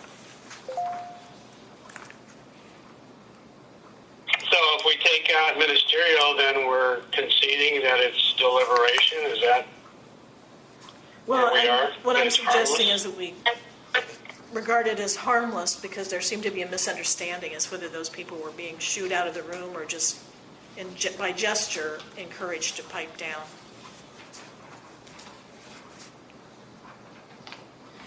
I took it as, from reading the complaint, that she gave information that she later deemed to be inaccurate. She wished to come back in and correct her statement.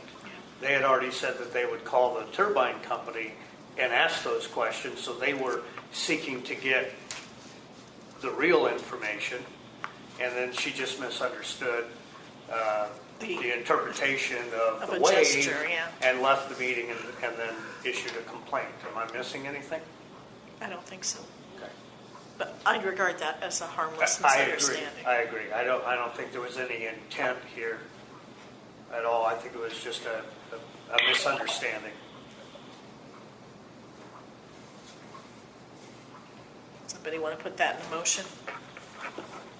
So motion to change the wording. Yes, delete the reference to ministerial and maybe substitute a discussion of it being harmless misunderstanding. That. That's your motion. That's the Nice and succinct. Okay. I like it. Do we have a second? Yeah, I would second that. Okay, moved by Jackie, seconded by Joel. All in favor of supporting my kind of complicated explanation, signify by saying aye. Aye. Aye. Aye. Aye. Aye. Any opposed? I'm sorry, who, because I was sitting here. Moved by Jackie, seconded Jackie, by okay. Joel. Thank you. Since I'm trained to be Brett as well. Right. Okay. She's wearing many hats today. That brings us, excuse me, to Sarah Wells and the Bettendorf Community School District.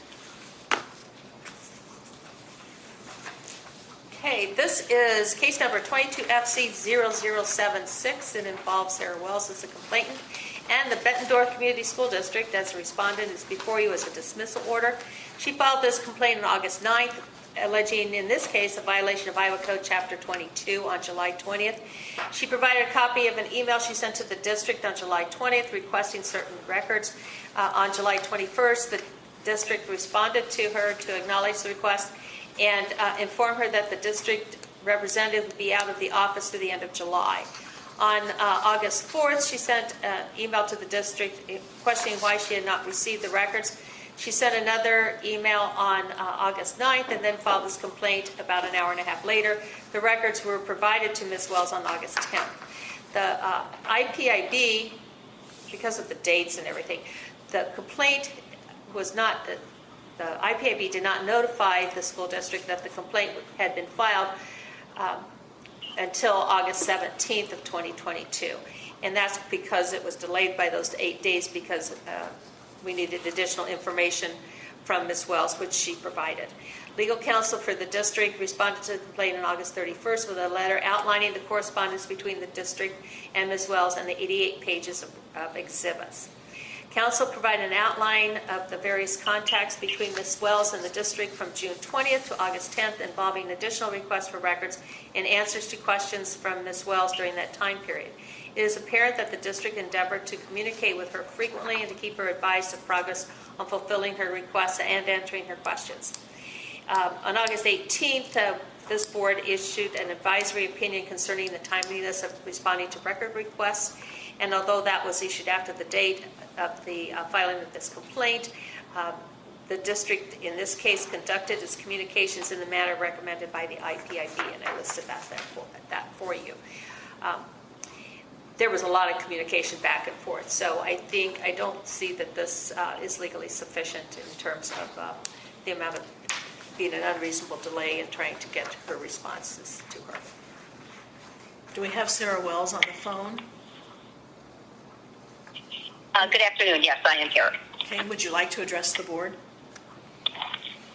I would. And thank you so much for sticking with me. I'm sure you guys are all ready to go home.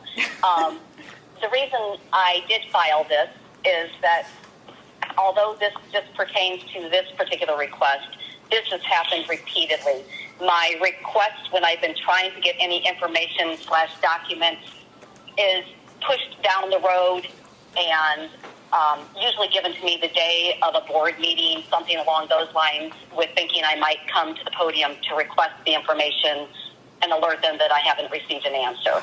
I know this is seen as legally insufficient by Director Johnson, but I don't feel that's the case. Over the course of this past year, my requests for documents or information have been met with either delayed responses or very vague answers. I do receive answers, but they're vague and not to the point of what my question or request is.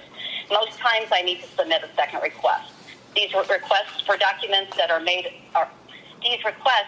usually for documents that are available at the finance director's fingertips. I know many times the finance director has given the information to Celeste in a very timely manner, yet it is not being passed on to me.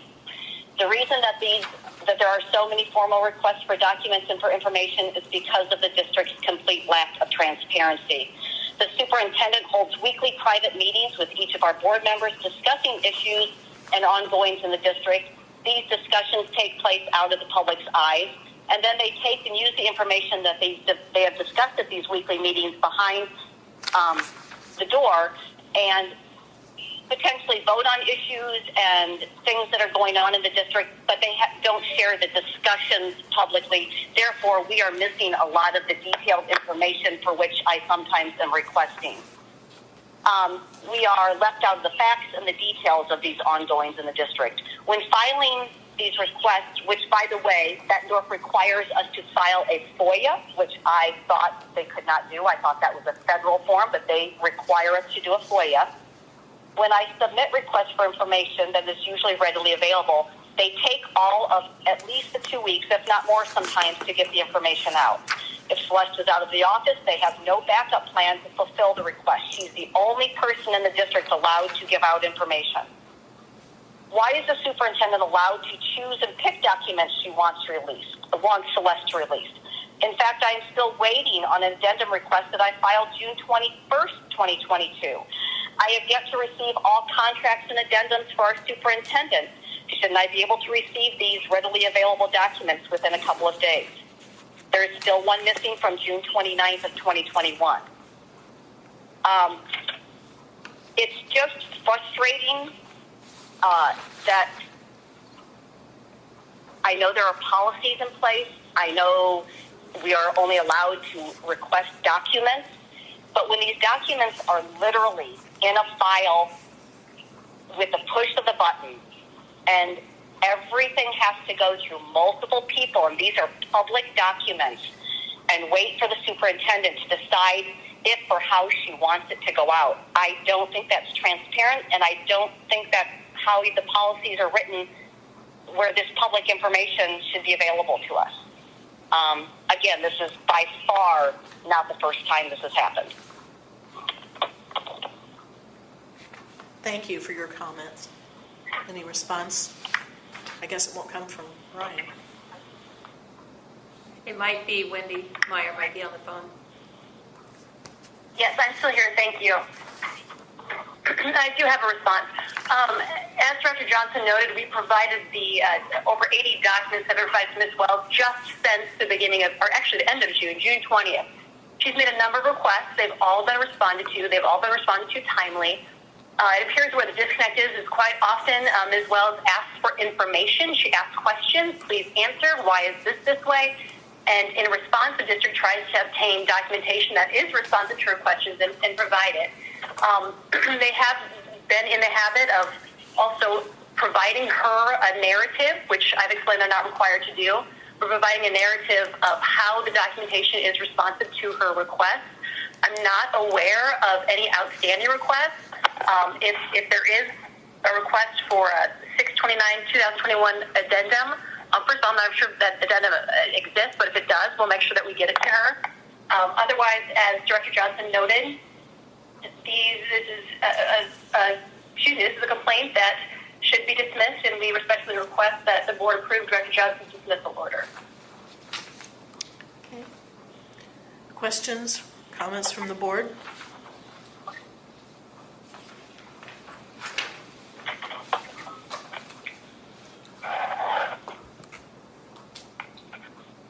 I think the school district ultimately provided Ms. Wells with what she was requesting and what they needed to provide according to the code. So I'd move to accept the proposed dismissal order this time. Do I have a second? Second. That must have been Barry. Okay. Yes, it was. Okay, moved by Dan, seconded by Barry. Yes. Yeah. Thank you, Barry. All in favor of the dismissal order signify by saying aye. Aye. Aye. Aye. Aye. Any opposed? The dismissal order is approved. Thanks to Ms. Wells and Ms. Meyer for hanging in there and providing their comments.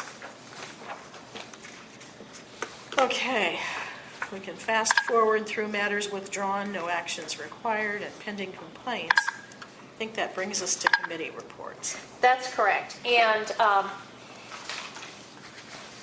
we had a legislative committee meeting earlier today, like at 11:45, and based on that committee meeting, the members of the committee asked that I share proposed legislation, and I apologize for those people appearing by phone, although Barry and EJ were part of that meeting, so they're aware of what I'm talking about.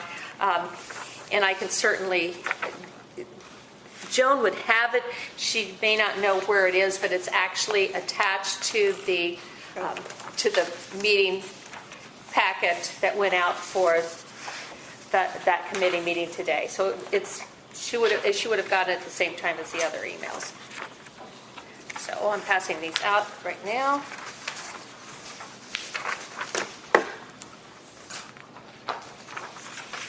Okay. And there's one more.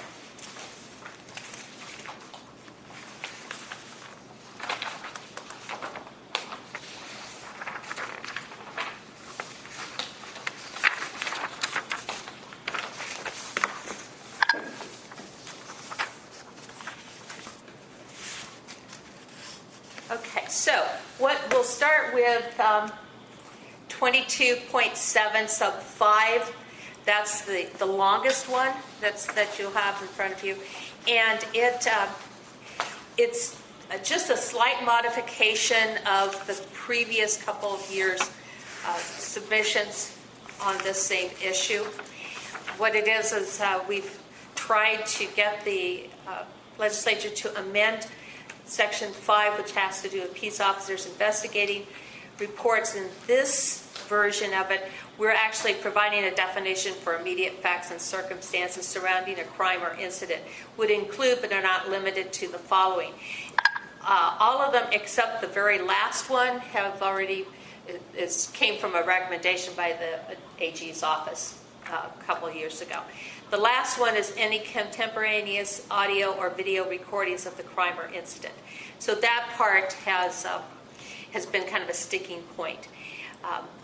What we are recommending this time, and the reason it's different, is that we've going to add subsection C that you see at the bottom of the page.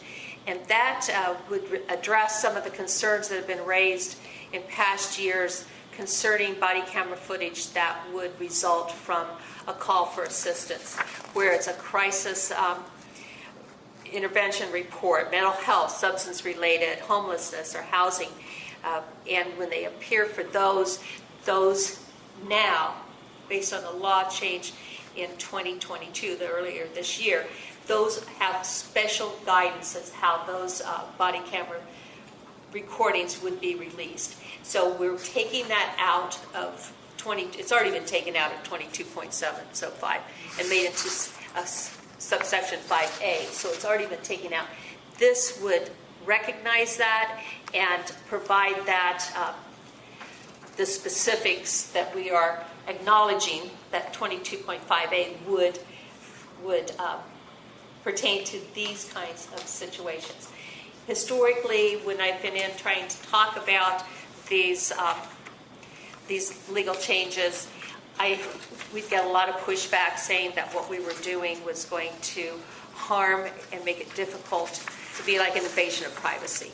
And so 22.75A already protects those recordings. So I think by making a reference to that in our proposed amendment, that hopefully we'll be able to, get this beyond just the filing and nobody wants to look at it stage. So in order to do these legislative changes, I have to submit these, and there's a specific process for doing it. I have to submit the legislation. Our deadline to do that is the end of November. The board has to approve any kind of legislative action that we're going to take or wanting to take. So I'm coming to you now saying, here's what the committee has proposed, and trying to get input from board members or approval, that's fine. Because if we do need to change these at all, I want to have the opportunity to have, revisit this at the October meeting and at the November meeting if necessary. So that's why this amendment and the other two are before you today. So I think, probably the best way to do that is if you have any questions or comments that I need to know and that the legislative committee needs to know, now's a good time to provide that. If you have any, otherwise we could certainly bring it up at the October meeting, but I want to see if there's anything that you need for the committee or for me to do. Well, I have a question. Sure. 2275. G, any contemporaneous audio or video recording. I thought law enforcement had concerns that if there's a recording from a dash cam or something, people in the vicinity when a crime's committed, they didn't want that out because they might want to identify and contact potential witnesses. Well, I'm wondering whether we would need to address that in that section, or whether that would be something that the lawful custodian could bring up as an unusual circumstances where disclosure could plainly and seriously jeopardize an investigation or pose a clear and present danger to the safety of an individual, which is already in the code section that's up there in the main paragraph. They've always had that out too, if there's something that was going to impact investigation or pose a clear and present danger to the safety of an individual, which I think you could arguably say that, if it's showing potential witnesses or actual witnesses that have been interviewed, that that release could cause harm to them, they already have the ability to do that. I mean, as a prosecutor, the only time we have requests for law enforcement reports, videos, things of that nature are unless it's a high-profile case that a news agency or the public has picked up on, or if there's potentially a civil action that can come from the criminal matters. And oftentimes, for good or for bad, we'll get pressured by civil attorneys to either dispose of or proceed with the case, depending on which party they represent, right? I don't know. I mean, have you reached out to the Iowa Association of County Attorneys about what they think about this proposal? Right. Yes. You have? Yeah. And actually, I can do that again as well. But Jessica Reynolds is their contact person now, so that's who I work with, and everything except G was stuff I got from them. Okay. From, she's now at the AG's office and doing Right. PATC, so she's kind of got both of those roles, and she's been able to. Well, does that mean she objects to G? Well, we never last year, when first time we had G up in 2022, this last spring, we never got to any place. I mean, it was filed and it never got assigned. It never went anywhere. So I'm basing this on old subcommittee hearings that we have not had a subcommittee on this. So when I send things, the comment I get back has been, we would prefer to leave things the way they are. I mean, I think it's probably a good thing to make this more black and white, because in the past it's been very confusing for even us to answer questions about what we can and cannot release. Does the legislature have the opportunity, after, let's say, this proposal is approved and proposed to the legislature, they have the opportunity, I'm guessing, still to amend? Oh, yes. Right? Should Yes. they choose? Yeah. I mean, I think ultimately it's going to come down to whether or not the legislature wants to approve the disclosing of body cam footage from officers, which has been obviously a very hot topic lately.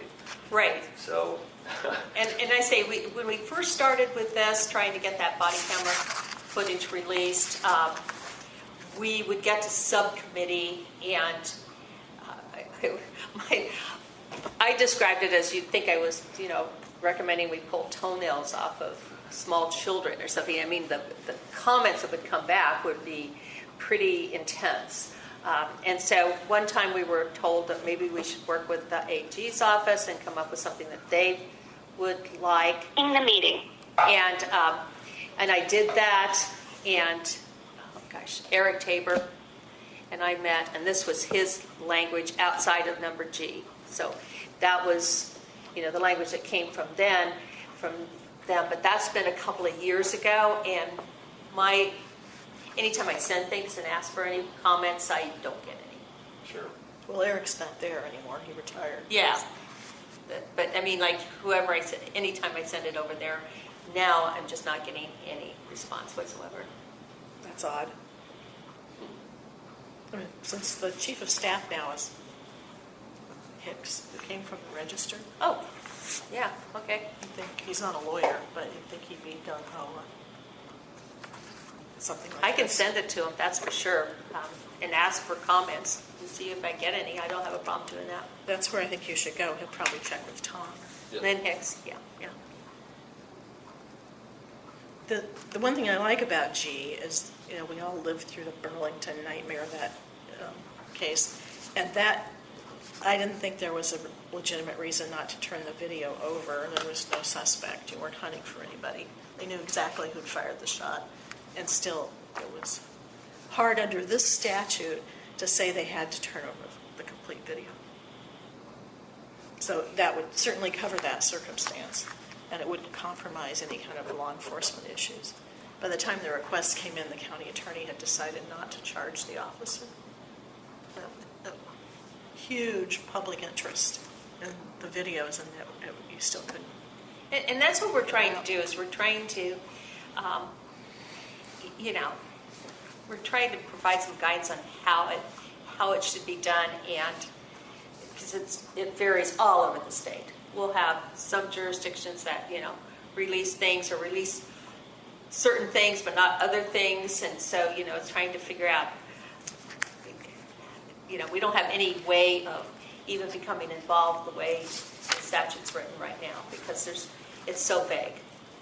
And so that was our whole intent in trying to put this together like this. Well, certainly circumstances like the Burlington incident are few and far between, and I could see there'd be legitimate law enforcement reasons not to turn over body cam footage and other kinds of issues with charges outstanding or whatever. It seems to me, watching the news, it's become much more common to turn the video over. Yes, I think most places are turning it over, but it's not consistent. Yep, I would just ask for the Iowa Association of County Attorneys, if they make a concrete opinion onto G, I think that would probably be beneficial as to whether or not I'd support the proposed amendment or not. My guess is they're going to have objection if it's every video in every circumstance. Yeah, I'm not It's sure. contemporaneous though, because we did have this thing, well, what if they're in and visiting somebody's house after, and doing an investigation and interviewing Right. witnesses and stuff like that, and it's like, well, that's not contemporaneous. Contemporaneous is the same kind As of the video. incident occurs, they mean. What? By contemporaneous, you mean as the incident occurs. Right, that's Not contemporaneous. follow-up investigation. Right. Wouldn't think you'd run a body cam anyway for that, but. Oh, it's always on. Yeah, it's always. Really? It's always on. For interviews and things like that? Everything. Oh, yeah. Yeah. I mean, It's good for interviews. I mean, if they say you have a witness that answers one way during the interview immediately after the incident, Then you and then don't they have take the stand and they lie, You've got the video. yeah. yeah. Not necessarily that it can be admitted, but a lot of times it can be, just depending upon the circumstances. And it's good for depositions. For sure. Yeah. Okay. And if you want me to, I can go ahead and send that out, and then we can revisit this in October. Well, as Dan's suggesting, send it to the County Attorneys Association. I'd want to know what they think too of G, but I'm guessing it won't be favorable. I've got a hunch, but I'm not sure.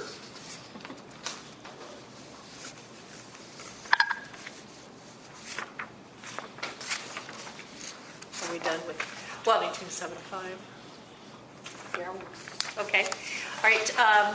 The other one that's in front of you, and it's the one that says SF 409 at the top. This is the same one that we have done for the last 8 years, and it's never had any problems. It's just been that It just doesn't move. it moves. It's always forgotten in the last 2 weeks. And, that's usually when it's up for the, like the House or the Senate final vote on it. And they're all ready to leave, and they just say, oh, we'll talk about that in the future. It's not urgent. It's never been urgent. So the committee was saying, let's go ahead and try it again because, one of these days, throw enough darts, it's going to happen. But so I just need to have the board's approval of that. Let's go forward with that one. not controversial. 60 days is really short. Yeah. You have 1 year to, in a misdemeanor case, to bring a criminal charge. I mean, so. Yeah. And in other, legal matters, you have up to 5 years. It's like, 60 days is a pretty short time. I think 90 is fine. Though it may give us more work, so. Oh, that's Yeah, true. that's probably Let's- true. Let's move that to 30 days. Yeah. Yeah, we always have to do a fiscal note on it. We always do. So, and we go, it's too soon to tell as to, if we don't change it on the website, maybe nobody will notice this. They have one. Yeah, true. But I do need, if that's something that the board is in favor of, I do need a motion in order to approve that. I'll make the motion to approve it this time. And is that motion for just the 22.4? For No, just 22.4 this time, yes. 23. No, it's not, it's 23 No, Yes, 23.7. Or excuse me. on the 90 days. All right. Yes. Okay. Senate File 409. Yep. Yes. Section Dan? 23.7. I would move to approve the amendment to section 23.7 from 60 to 90 days. I second. You gave Barry a I did. I chance. give him a winner. Moved by Dan, seconded by Jackie. All in favor of approval signify by saying aye. Aye. Aye. Aye. Any opposed? Okay, that one's approved. Okay, and then the last one is one that we've kind of talked back and forth about. This is where I've lost what my sheet of paper. Too many files here. This is a proposed amendment to 22.4, and would add a new subsection, and this new subsection would be subsection 3, that would say, upon receipt of a request for public records, the lawful custodian shall acknowledge the request promptly by providing contact information for the lawful custodian, an estimate of any fees for the records, and an approximate date for the release of records.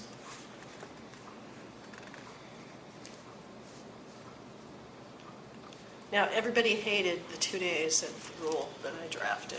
Right. I think then it'd be up to us to decide. We could do a rule as to what promptly means. I guess my question would be, if we propose this and this gets voted down, or it doesn't go anywhere in the legislature because they're still pissed off about the 2-day rule, are we worse off than letting the dust settle a little longer? It wouldn't go to them until January or February, and probably if they're not up, they get it in January when they come back. It won't be a high priority, but we wouldn't have to refile then for 2024 because it would still be a pre-filed bill.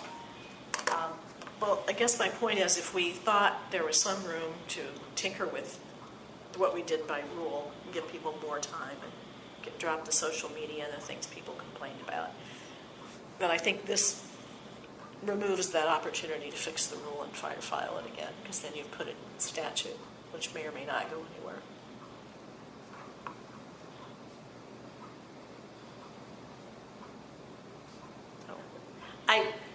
Part of this is because I'm retiring in March. I wanted to make sure that I got all pieces of legislation drafted so that the board can decide what they want to do with it. I mean, you can certainly keep this around for next year for the legislative committee to think about next year if you don't want to pre-file this.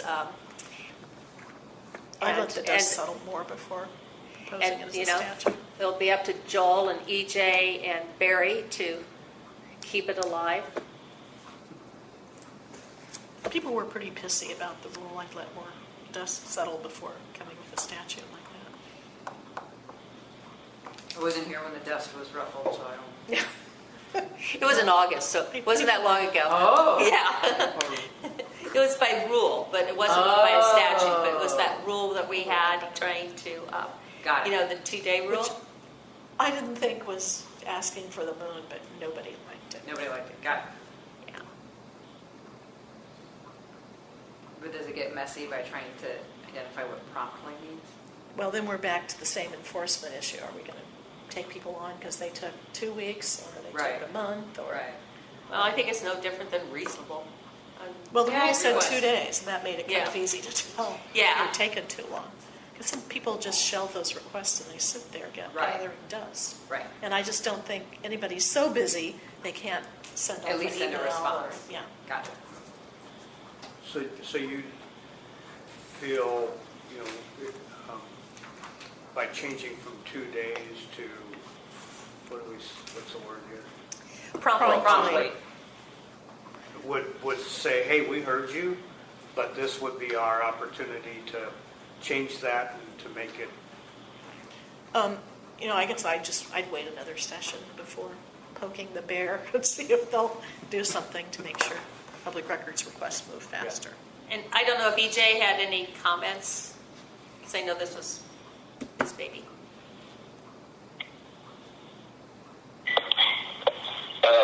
Yeah, this is EJ. It's difficult to understand all the conversation, but I'd be inclined to keep it out there. I mean, if it doesn't work, then we just keep working on it later. I guess I'm not. I can't understand all of the conversation, but I guess I'd be inclined to proceed with it as opposed not to. But I don't know how the other committee members feel, Barry and Joel. No, I agree with you, EJ. I think we ought to continue pushing it. And I kind of feel that, I respect what Julie's saying because she has a perspective that I don't.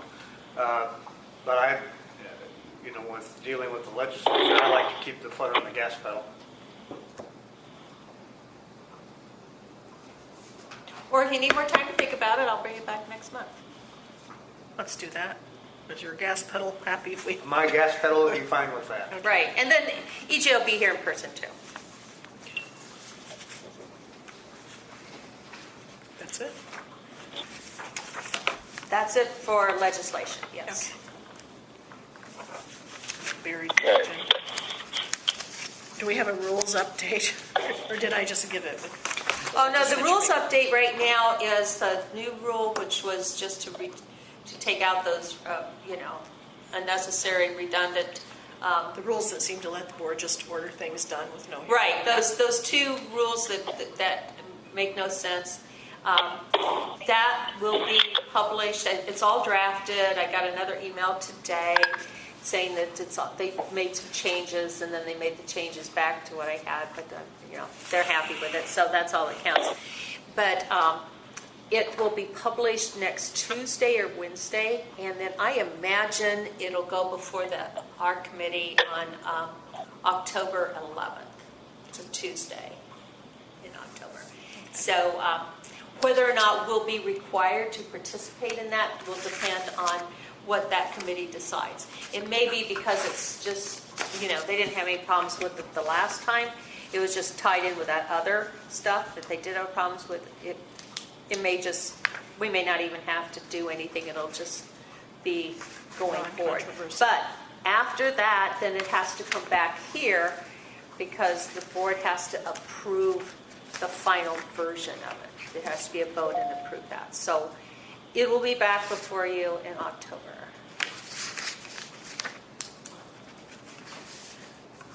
Okay. Is that it from rules? Yes. Can we do kind of a quick version of the office status report? They're there for your review. If you have any questions, just, you can certainly contact us afterwards. But, stats, we're busy. What else can I say? More so than historically. People are on the website. They like to, Google says we've gotten lots of hits, and there's our budget, and we haven't gone over yet. We're in the process of preparing for fiscal year 2024. That budget has to be filed by the end of this month. Yeah. How do you prepare for that when we don't know if inflation's going to be 8%, 25%? How do we know? Well, we were directed to file a status quo budget, which means no changes. Yeah. Inflation or no inflation. That's correct. It doesn't. Checked with me for the last 15 years. Yeah, no kidding. Yeah, that's right. It's like, okay. I like it when they say like, oh, you got to do all this and do all this, and then, but what do we do? Well, you just file a status quo budget. So it's like, well, then why don't you just do it for us? Do we have a motion to adjourn? So moved. Second. Moved by Dan, seconded by Jackie. Everybody who wants to go home, signify by saying aye. Aye. That's what time it is. Aye. You're already home, Joe. Yeah, you guys are already home. All right, thank you. Thanks, everybody. And I can pause this. Bye.